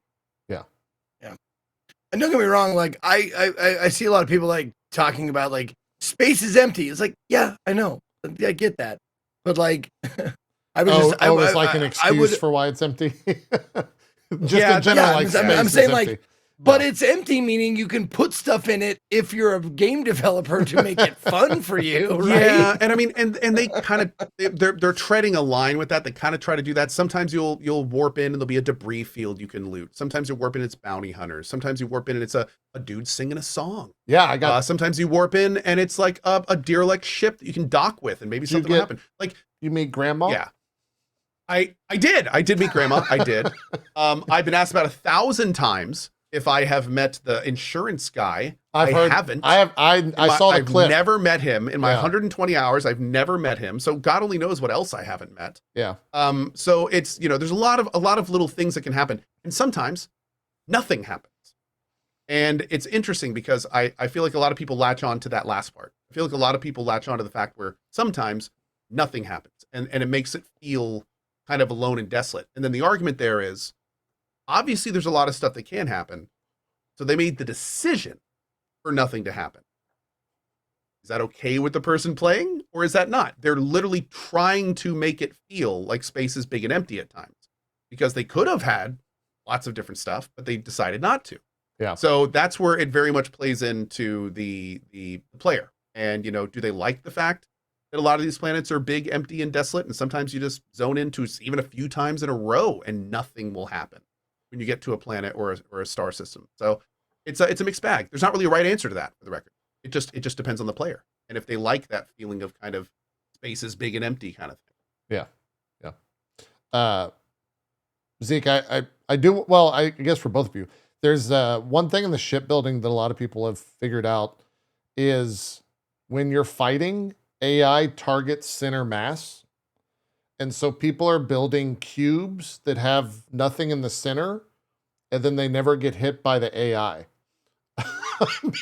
Yeah. Oh God, it's hilarious. Been really yeah. funny seeing just like these giant, literal like L or an L-shaped ship. People will build like an L-shaped ship God. like this, where there's no Genius. center mass. Yeah. And it's Pretty really hilarious. it's like it's hilarious that that's how the AI works, but it's also hilarious that like the players did that and that there's an option for the game to allow for that. Like that's only a Bethesda thing, I feel. In all forms of everything I just described. The AI, the fact that you can build a ship like that, and the fact that the player base is like What's even best funnier shipbuilding. Yeah. That's how it goes. Is they in the promo material, they make ridiculous looking ships. Yeah. So it's like they're flagging to the player, like, you can do silly stuff with this system. And then the players are like, okay, well, we're gonna make this silly looking ship. Oh, whoops, just invalidated your space combat. Yeah, yeah. Just like, completely negated everything space combat wise. yeah. So Well, that's the thing. When you Yeah. started talking about shipbuilding, a couple people from my chat were like, Zeke's gonna build a dick-shaped ship. It's- Of course, like his ship is gonna be a big dick and balls. And I'm like, nope. With that information, it's vulva ship time. Sure. No Yeah. center mass. You could Just the shipbuilding stuff I had, like I said, I had a ton of fun doing it. I didn't know that the stuff from the vendors was level gated. And so that was like one of the perks I took was shipbuilding, I think is what it's called. So I could there's like A, B, and C class ships. The highest one is C. And so I got all the way to C and like maxed out the ship and I had a fantastic time. But I did feel like the parts were limited. My chat said you got to go to a different spaceport for different parts. So I did that, found other parts. But now that I know that they're level based, I really wonder like what level you stop getting upgrades at, I guess, for the ship stuff. Because I got like I heard it's 60. okay, my reactor was, I think, Sea level 30? and 60. yeah, I think I had 30 power and it looks like the max is maybe 40. I heard people kept telling me about a 38 power reactor, but I couldn't see it on my level 45 character. Oh, in So a I think vendor? the highest I could get is 34. Oh, 48. Really? Oh, wait, So it maybe goes you were to saying 50? level. I have no idea. Huh. Because the Outpost Shipbuilding has all the parts. It doesn't. No, it doesn't. yeah, it has a lot of them, but not every single one, I don't There's a think. 40 power reactor at 57. Oh, Damn. Okay. interesting. I mean, you can also just steal a ship, right? You can just Oh, steal you can other also get people's some ship. from perks. You can. Yes, you can still ship. Yeah. Mhm. You can still what- ship and then sell it. It's Unfortunately, not for a lot. 'cause you not have for to much, register but it. yeah, Yeah, you but could still go and I'm not a big fan of that system, to be honest. a couple thousand credits. Yeah. Credits are not that hard to come by in the game, really. No, there's lots of ways to get credits. Yeah. That's one thing the game is. Couple thousand? Don't you know this shit made the Kessel run in 12 parsecs? Right? true. Yeah. That's true. Yeah. And then like pretty much the answer, said this last week, I think it's the ongoing conversation. Hate it or love it, mods are going to fix everything. Like mods have already fixed a lot of things. Now that brings us to an interesting discussion, though, and I do think this has to be said. I am pretty disappointed that this game released, especially in the state that it did, and Bethesda has essentially gone completely quiet and is still just in pure PR mode. Like the difference For between fixes, you mean? the difference between Larian and Bethesda is night and freaking day in terms of how much they care about delivering a quality product. And it's frustrating. Because that seems unfair. I feel like excuse me. it's different how they're handling the A community. fully finished product. It's clear that Starfield still needs work. It's clear there's major game-breaking bugs. Bethesda support told a guy getting a major bug that the current fix to their issue is to reload a previous save and do the quest in a different order. Oof. And it's like they know that this stuff is in the game. They know it's happening. And like with the Larian stuff, it's like the day after it came out, 2 days? They were like, "Yo, we have major game breaking bugs. We're sorry. Here's our patching thing. We've got 2 major patches coming out. We've got a hot fix coming. We've got 1,000 fixes in our first patch." Like all this big stuff was they're doing their best. Doesn't excuse the fact that Act 3 release was a buggy mess. That sucks. Right. But at least they're showing a real concerted effort to fix it. I feel like we're getting the opposite of that with Starfield, where it's like it came out and nothing. No, we're working on it. No, we're trying to get it fixed. No patch roadmap. Nothing. And it makes me concerned because there's a lot of major issues with this game. And it's kind of like, can you throw us a bone? Like, Yeah. are we gonna like that I agree Can we with, yeah. expect any like something? Say Can we get just something, the right. tiniest morsel of like, hey, at least we understand and acknowledge this stuff is in here. We've got fixes coming. Like anything. But instead it's just like, and don't get me wrong, it's fine to be super jazzed and feel great about their product. I love that they've got the PR machine going for that. That's great. More power to them. But maybe save the big victory laps for after everyone is able to fully complete the game. Like let's. Yeah. I don't know. Is It's it- just, is it's it a little completely ignorant? It's a little weird. Is it completely ignorant and delusional to think like some part of Bethesda is like, oh, modders, they'll make our game good. I've thought about that a lot. What's interesting, you realize I said that right after JP's modding comment. Yeah. Because that's this every time I mention that something needs to be fixed or added, chat just erupts. Like, There's a mod for it. oh, modders will take care of it. Modders Performance, will do it. It's the DLSS 3 Simpsons with frames. did it of Yeah. gaming. Yeah. I mean, it's just like, oh, Bethesda's not going to worry about it. Like modders will do it. Modders will do it. It's fine. Modders will do it. It's like, no, I don't want modders to do it. I Yeah. want Bethesda to do it. I want them to fix this. I don't want this. I don't want to be talking to a quest NPC and have her head disappear randomly. I don't want to have to jump up into rafters to catch the guy being raptured so I can talk to him before he's gone. Dude, no, this is not like, I don't care if modders fix that. I want Bethesda to fix it. I had the shipbuilder in the opening area of the game. I loaded in Cohh. The shipbuilder was about 1,000 feet up in the air. Would not move. I shot someone. He fell all the way to the ground and died. So I just had to reload. The and best leave. part is, because you shot someone, your companion then said, Joe dislikes that. Fucking- and then walked up to you, well, why did you kill that man? Dumbass like, Sarah's oh. like, I don't agree with that.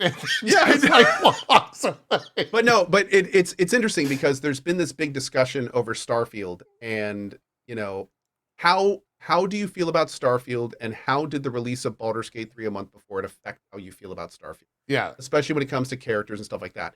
And that's what out of everything between Baldur's Gate 3 and Starfield, that the entire discussion orbiting around that, for me personally, the biggest contrast has been the company's reception after release. Sure. Like, that is so wildly different for me. How one company is like literally all over it as much as they can be. Like, they just released this massive game and they still have so many people working on trying to make it the best experience possible. And then this game comes out, has arguably more issues in some ways. Actually, to factor in Act 3, maybe it's comparable, but still has a bunch of issues. And it's just like radio silence. It's not doing them any Complete favors. Radio silence. And that is a stark contrast. That is a like one of these things is not like the other. Sure, have some discussions about the quality of the game and what's going on in the game and all that kind of stuff. But that there is like, it's very, I guess I'm gonna use the word damning. It's kind of damning. Like it influences how I feel about the product for sure. At least the longevity of the product and like where it's going. Yeah, and I don't imagine a world where they're not working on some sort of patch in any form. And so even to just get out there and say like, yeah, we're working on stuff, that's all you need. Like, that's the bare minimum. I would not be saying this stuff right now if they had even had a tweet out like that. Yeah. We understand there's a lot of major issues with the game. We're sorry about that. Here is our big list of fixes that we're telling people in private that you can maybe use to avoid your game or to not run into these issues. We'll have a patch out in a month. Like, I don't even care if it's a closed timeline. Like, just some kind of acknowledgement where it's like, yo, we appreciate you playing what we got. We know there's issues with it, and we got stuff coming. Bear with us. Yeah. Taking a little break because we've been working on this for 8 years, and we've got stuff coming. Like, that goes a long way. That goes a long way. But the problem is, Let me ask you this. Because you say that, yeah, they've got stuff cooking. There's a lot of bugs still in Fallout 4, man. like Bethesda's not exactly the most known for like cleaning up after themselves. Maybe. So that's again, Actually, I feel this all. Go ahead. Actually leads to the question I had was like, with knowing Bethesda and having played all of their games and hearing this and that before Starfield release, like a lot of people were saying, hey, it's relatively bug free, and then you play with all of that information. After playing it, did you guys encounter as many or more bugs than you expected?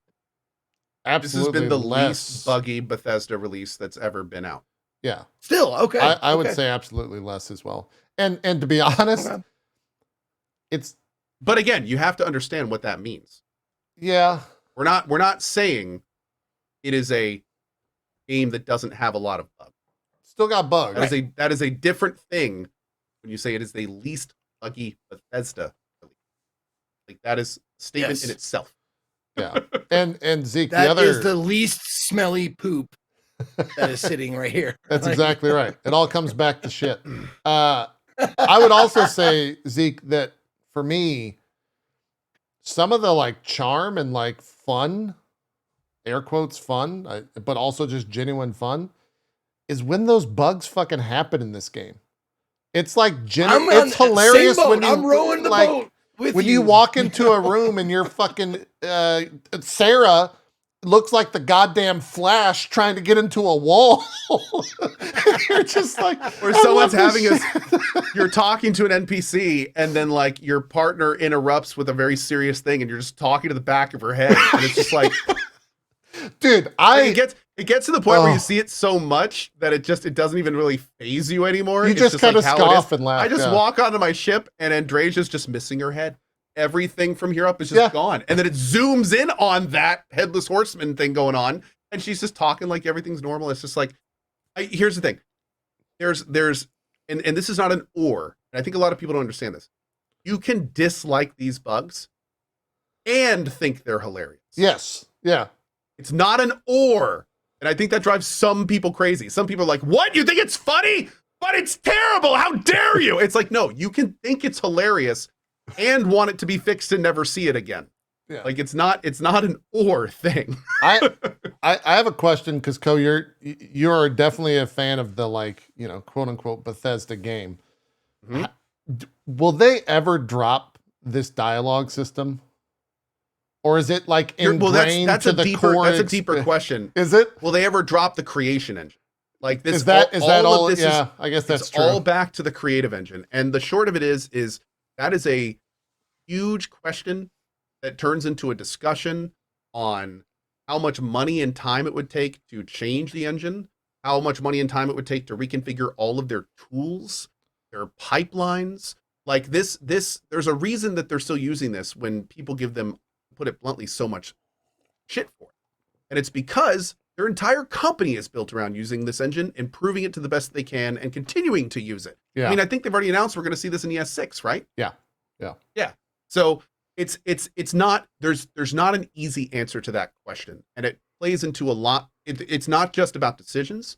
It's about money. It's about effort. It's about people having jobs. Like there's people whose jobs are to work on this engine. You're talking about literally either firing them or finding new people if they were to just switch to Unreal, like people throw out there. So it's a discussion.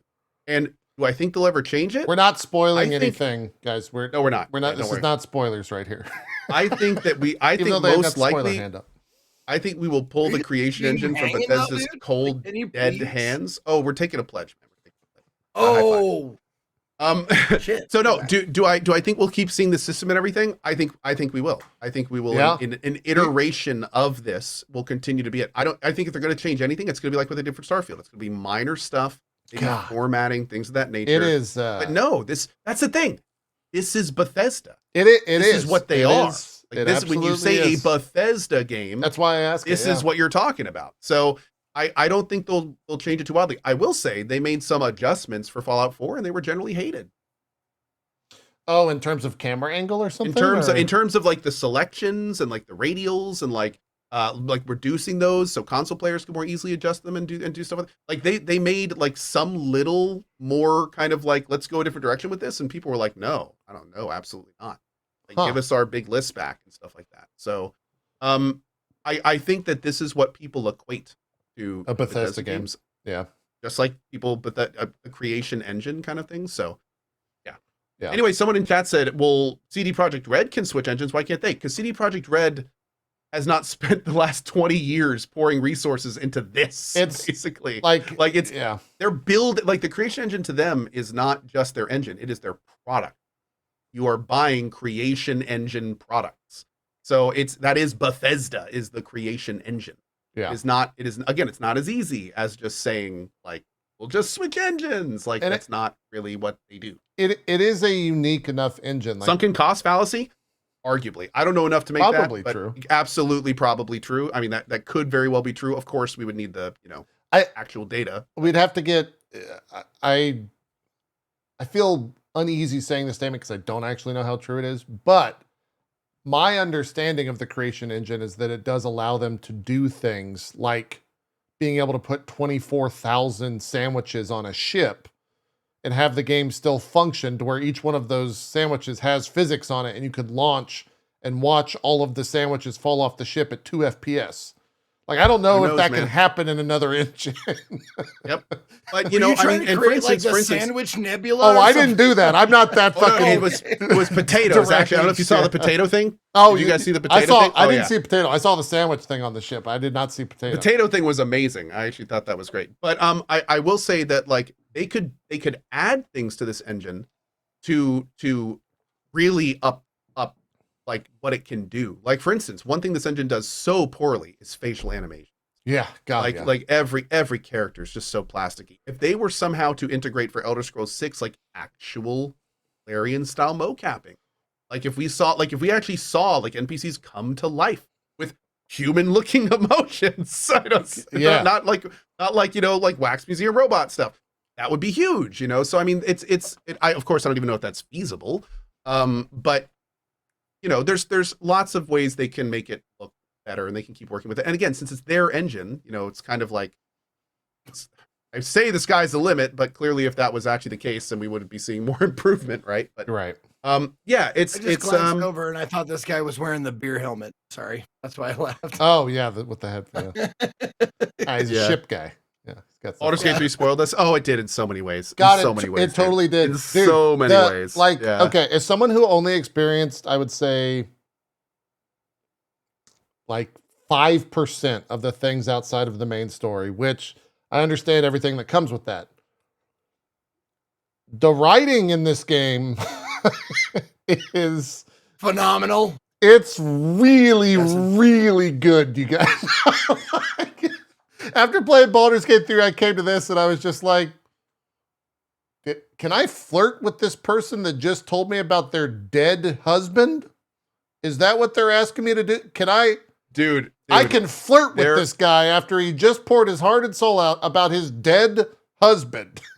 there is this one part in the main story that I like. It's one of those things that you can't believe that it made it in the game. Yeah. Where it's like you're running around, and this is a slight spoiler. I'm not Okay. going to spoil the actual things, but I'm just going to say I'm curious what part this is. Where you're running around and you're finding like ancient text hints for this thing, and they're like, oh well, this means that in Italian. If you take these words and put, oh, it's this system 1,000 years later, and it's just like, are you kidding me, dude? Yeah. Okay. This is like this is writing you'd see like on the back of like a cereal box to talk about their little board game. Like, you know, like this does not belong in like a AAA epic. It's just like, what is going on here, dude? Yeah. Like it was crazy. It was crazy. And the whole, I mean, honestly, there's lots of parts with the main story where I was just like, this is not it. This is not it. Like this could be so much more interesting, or just things just not making sense. Just not making any sense. And yeah, that's the biggest deal that I think Baldur's Gate did put such a like exclamation point on. Is the flow of that game is so much smoother than the flow of this game in terms of like a storytelling element. And actually, there's a big other keyword that I want to point out here, because you know, to give some credit here. Consistency. Because here's the thing. There is some awesome stuff in this game that has reveals and interesting characters, and they say things that are well written and have interesting backgrounds. And like for instance, the UC Vanguard questline is great. I finished that and was like, that was superior to the main quest. Like that was awesome. And then I did the free Bethesda, star one, right? Ultimately, sort of. I did the free star quest, and I was like, yeah, it wasn't as good as the UC Vanguard quest, but it was great. Like I didn't feel like at all I spent my, I haven't done Ryujin yet. I heard that was pretty cool, and I'm hearing that the Crimson Pirate and Sistef stuff is awesome. So it's like it's not like the writers are bad writers. Like they can do it. They can, and there's been a lot of side quests also that have been a lot of fun. Just at the end of my New Game Plus playthrough, I found this basically offshoot planet that just had a distress beacon, and the whole planet was like a good Fallout vault, and it was interesting, and it was really cool, and the premise behind it like made sense, and it was like this is fun, and you had major decisions in it, and like it was really, really good stuff. So it's wild, like that in Baldur's Gate 3 we had like this very consistent, like very good to excellent, and the whole game kind of bounced between very good and excellent, and then here we come to Starfield, and it like wildly fluctuates between like, man, that doesn't even make sense, to, oh, that's awesome, that's great, to like, really, are you serious? What did you just say about your father, and now I can flirt with you? Oh no, that was great. And it's just like, it's all over the place. It's all over the place. Yeah. That's I had a lot of, like, I said this pretty early on in the playthrough, and I think I'm okay with it, even though it is kind of a gotcha and like I'm just saying it for like the engagement type statement, but like honestly, I feel the best thing that happened for Baldur's Gate 3 was it came out before Starfield, but I also feel that's also the worst thing that happened to Starfield, was that it came out like, if they came out at the same time, I feel like the conversation would be slightly different, but the comparisons might even be more so, because then it would be like BG3 versus Starfield, where now it's like most people have played BG3 to some extent. And so there is still comparisons, but they're not right at each other. But there's no denying that Baldur's Gate 3 definitely adds to the conversation of Starfield. In competition and like comparisons and everything. Mm-hmm. It's an interesting discussion to have, and it's also it's interesting because we've seen so many, there was that huge kerfluffle about erroneously using Baldur's Gate 3 as a comparison for other games. Like, huge thing on Twitter. Yeah, There was yeah, a whole discussion. But I have to say that for gamers, for us, like having Baldur's Gate 3 out there, like we can point at something and be like, no, this is totally doable. Like you can do this. And you can have like the first 2 acts, especially like this is super high quality writing. This is great stuff. You know, people at Bethesda, obviously they can make amazing worlds. They can do this. It's just like hire Larian to do your writing. Yeah. In so many ways, I agree. Capitalism, baby. Let's go. In so many ways, I hate that whole No, I'm conversation. kidding. My whole Around the article? That was just goofs. Yeah, what? My whole point is that it's that we can You're expect wrong. that. We can expect games to have like, and you don't need full mocapping. You don't need everyone to have their unique voice acting like mocapped. You know, that's, you know, Larian did do some stuff that will always be way far and beyond even many AAA studios. Yeah. But you can have consistently great dialogue in your game. You can not just have mad amounts of filler that are lower quality than the other stuff in your game. Like we can expect this. We can have this. And I do kind of hope that because of this discussion we're having now, Bethesda's looking at ES6 and being like, yeah, you know, I think it's time to really lay into this. We Like, gotta do some shit. Like we Yeah. gotta let's double the resources to the writing team. Let's figure out how we can compete with that. Let's do this. You know, that exists now. So our bar is just a little bit higher for the future. Yeah. We'll see.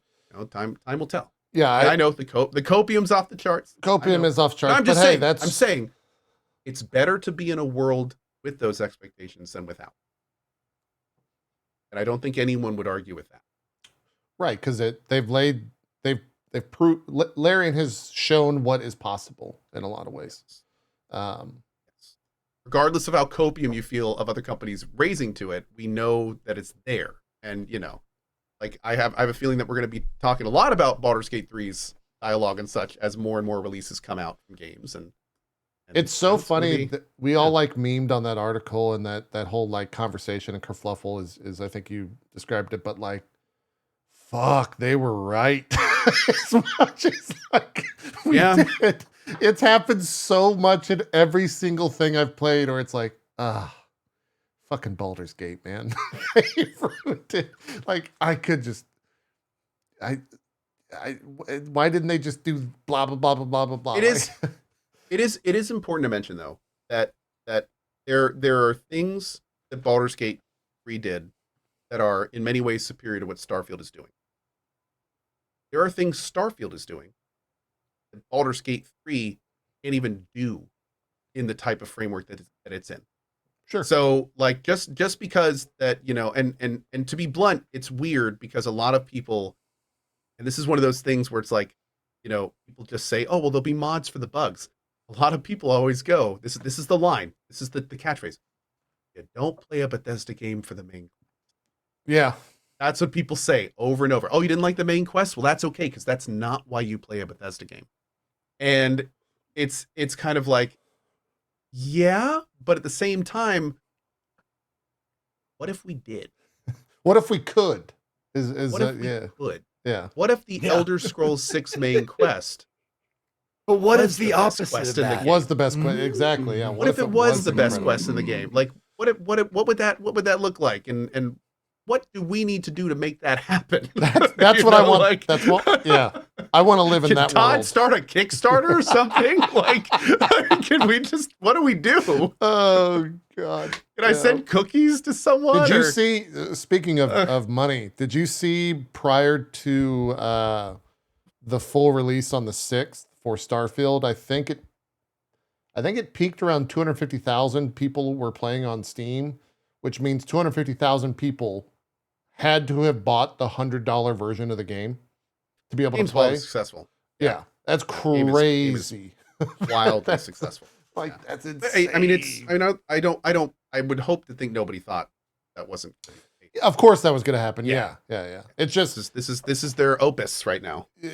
we are often only privy to the numbers that they tell us about, and so I think that's putting such a spotlight on like Steam numbers, because you can do math equations like that and see like, oh my God, they're like, holy shit.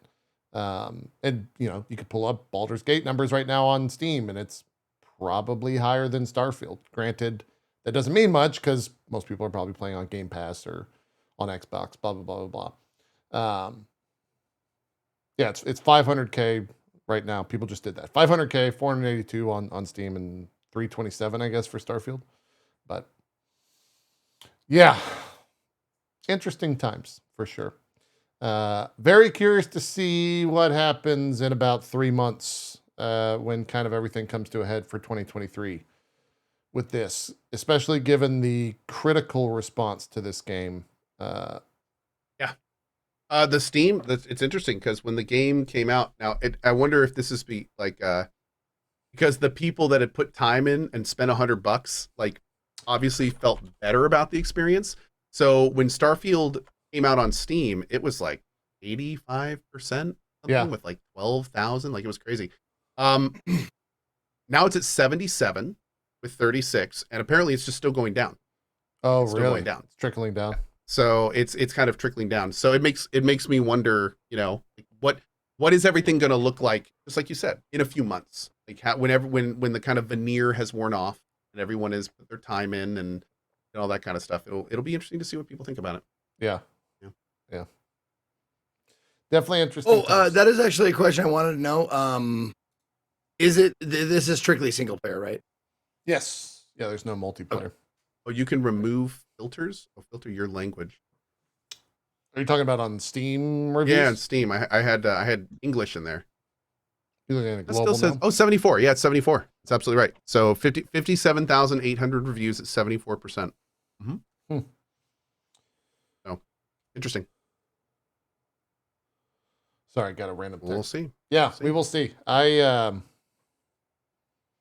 Game of the Year discussion, not ours, but I'm saying like the greater gaming world, I guess specifically the Game Awards. I gotta like if Starfield gets Game of the Year over other things, because I don't know if Baldur's Gate 3 has like permeated the greater gaming sphere. Like it kind of has, but Zelda. There's also Zelda as well. But I don't know. Like I say, I don't know if it does. I was watching another streamer, 40,000 viewer audience, and they brought up Baldur's Gate 3 as like being, Game of the Year or whatnot. And everyone in the chat completely disagreed and just said Baldur's Gate is just like another CRPG. They don't do anything special. There's not anything there's no way it's Game of the Year. It's still a CRPG. Yeah. That's what a lot of forget. Like, it's a niche thing. Baldur's Gate 3 is a niche product. Like, that's what it comes down to. That, like, they nailed. It's one of the best, if not the best, CRPGs we've seen in terms of like production value and lots of things, but it's still a niche product. It's still a niche. I think it genre. really is. So it's like a lot of people on Twitch, 99%, especially the frequent art channels, we're gamers, man. Like, we immerse in this. So for us, that's a big thing. But there's like, for the world at large, the idea of sitting down and 150 hours of RPG, like that's not even on a radar. Yeah. Let alone, like, it doesn't matter how good it is. Like, just the idea of that makes people go, what? What are you talking I'll take it a step about? back. I don't want to discredit someone for the games that they may or may not play. I'm not going to take their gamer card away.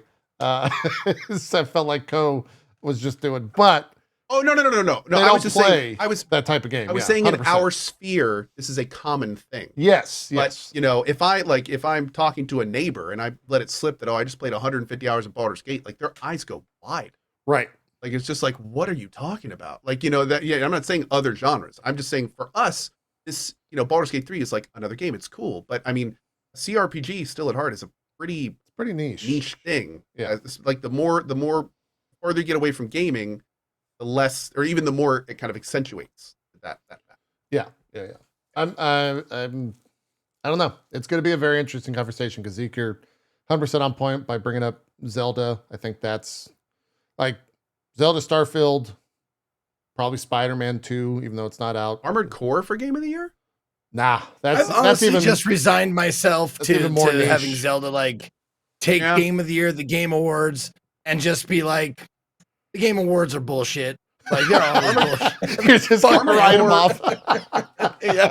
Armored Core was freaking awesome, but I will agree. I think Armored Core is also pretty niche. Yeah, I think so. Yeah, I thought the game was freaking great. Have we even talked about it yet? Maybe a little bit. It was freaking awesome. Yeah, we had stripping on. That's when we talked about yes, it. yes. Yeah. I don't know if we talked about finishing. I thought it was great. Yeah, we still have games. Spider-Man 2, Alan Wake 2, which is looking Spider-Man 2 really will be cool. big. Spider-Man 2 will be big. City Skyline, while I think it will be niche, I think within our spheres that'll probably, hopefully, City Skylines 2, man. be a good game. Not to mention a D4. I think D4 is a very controversial, prickly game to discuss.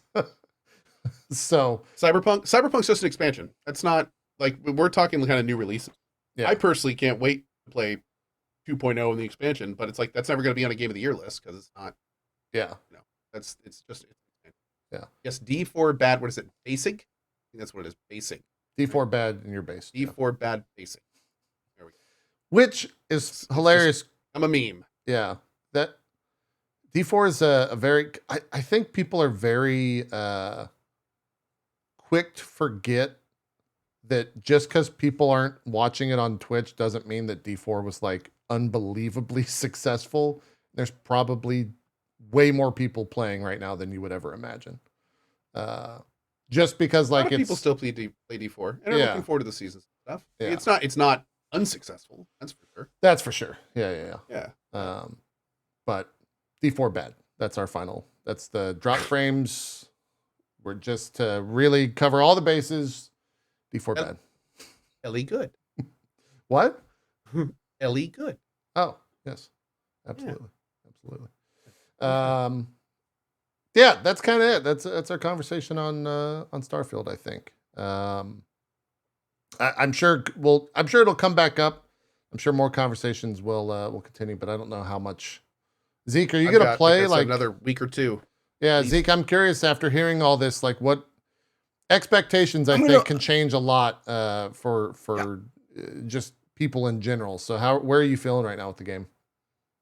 I think I'm gonna wait another month until modders make it good, and then I would say most of them are out there, to be honest. Like, are they already done with it? Okay. Well, not done with it, but like UI, you can get Star UI, and so that kind of fixes that. There's if you're having FPS or performance issues, and you have an NVIDIA card, especially a 4X series, there's DLSS 3 with frame generation, so you can actually get pretty decent frames from that.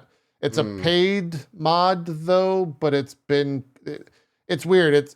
It's behind a Patreon wall, but I think it's been cracked, so I don't know if it's now available for all or what, but that's a thing. There's a free variant now, chat's saying. Okay. So there's a free variant there for DLSS 3 with frame gen, which I can't believe is not in the game, but that's marketing, right? Like AMD is partnered with Bethesda on that. Such a huge negative. Yeah. It's terrible, man. It's terrible. Trying to think what else. There's a reshade, Zeke, that Cohh, are you using any mods right now? Nope, not a one. Okay. I put in the reshade for like the back half of the playthrough. The game has like this wait a second, like green tint really? to it, and it removes it. Dagu X, is that publicly said somewhere? What's that? Dagu X says AMD has stated they did not prevent DLSS from being in the game. I did see that headline somewhere, yeah. Really? Why? So why would they not put that in for Bethesda? I mean, from what I understand, even the mod is great, right? It might be NVIDIA not wanting to be involved at that point. I don't know. Oh. Like that, does it generate more NVIDIA? Oh, it's because we got to upgrade our PC. That's exactly right. God, we're fools. Fuck, Todd, he's just so correct all the time. Oh fuck, I forgot. I don't even have a 4 series. I'm still rocking the old ass busted 3080. Does it, Chad? Is the frame generation DLSS only work with 4X cards? I think that is correct for DLSS 3. Yeah, it does. Okay. But you can probably still turn on the frame generation in the options, Zeke, and most likely see an improvement. If you're not GPU capped, I think is how it works, then you won't see that much. Like if your CPU is what's bottlenecking you in the game, which is Calm probably down. true. Whoa. Slow down. I'm getting way pal. into it. Sorry. You are saying letters Guys, of the alphabet. Like I got- I'm familiar with the letters you're saying at me. Sorry. I was went into a trance there. It happens. It happens. No, it's like I walked into advanced physics. I'm like, oh, I'm in the wrong room. I am in the wrong room. Like I gotta go back to like shapes and colors. Yeah, definitely look into the mods though. See, at the bare minimum, get Star UI for the inventory mod. Okay. And then depending, you'll play for about an hour, and you'll know right off the bat if the encumbrance is going to be an issue for you in the game. Knowing you, it probably will be, because Bethesda thought it would be cute to have your companions let you know that you're looting too much in this game. I fucking hate it. I don't want to talk about this. Hey, you should like- really lighten your load. Hold on. To be fair, they're telling you to lighten your load, not that you're looting too much. Both. Both. Okay. Because to be fair, like Baldur's Gate does that. They say they disapprove or approve or whatever. Oh no, this is just. But they say it out loud. This is just like the NPCs going like, bags getting a little heavy. Pal. Did you really need to pick up that last? Are you trying to haul around everything with you? Like why you do this? Pretty much like on. They literally will comment, you'll pick something up and they'll be like, did you need that, or are you just maybe you're picking up too much and maybe only take the things you need. They shame you in a lot of ways. It's like loot shaming. I'm not. It is. It's loot shaming. It's someone that walks up and sees 4 graduated cylinders. Those are going in my bag. Okay, they sell for 50 credits. Look, I need these 31 guns. All right, I need this. I need this 7 suits and 4 packs, 6 helmets, and 31 guns. Yep. Okay. That ship you're flying around ain't gonna pay for its damn self, Sarah. That's exactly right. God, Sarah's the worst.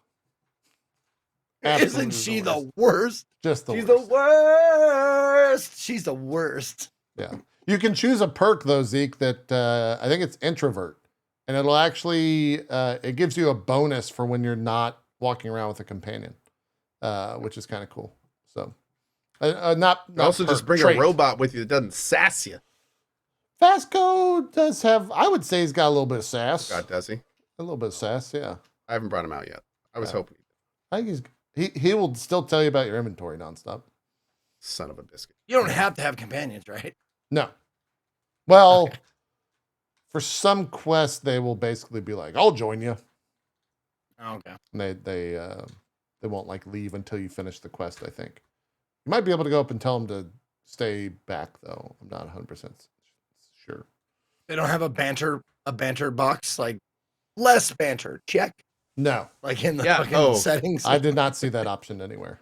Vasco, man, that guy, he's probably the most savage character, though. I will say, I got told by him one time and never talked to him again. It was just too much of a burden.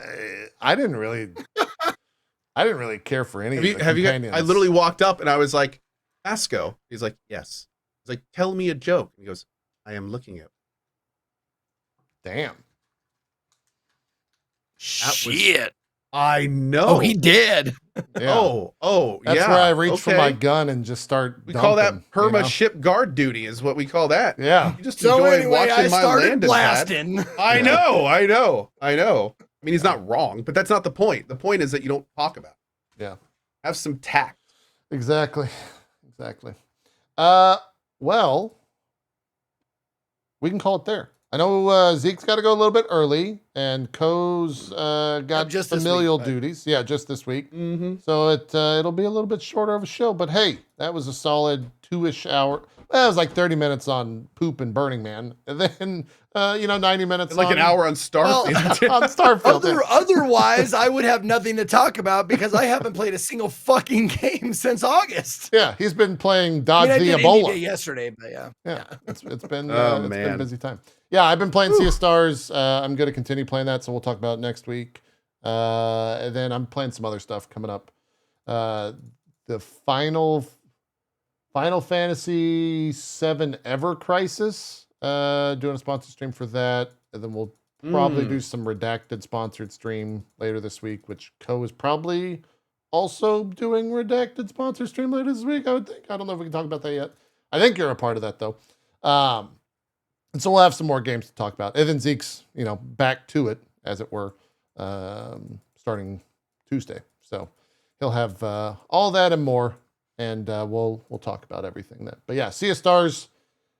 One could say it's the best game in the past month with Star in the name to come out. That's where I'll go with that. I see what you did there. Beautiful. Yeah, it's very good. I'm enjoying it. Let's do some shout outs. Zeke, start us off. You betcha. What's up, everybody? Thank you very much for watching. Thank you to Cohh and JP for being my co-hosts every week. I am back from Burning Man, and I'm ready to get back to work. Whee! I'm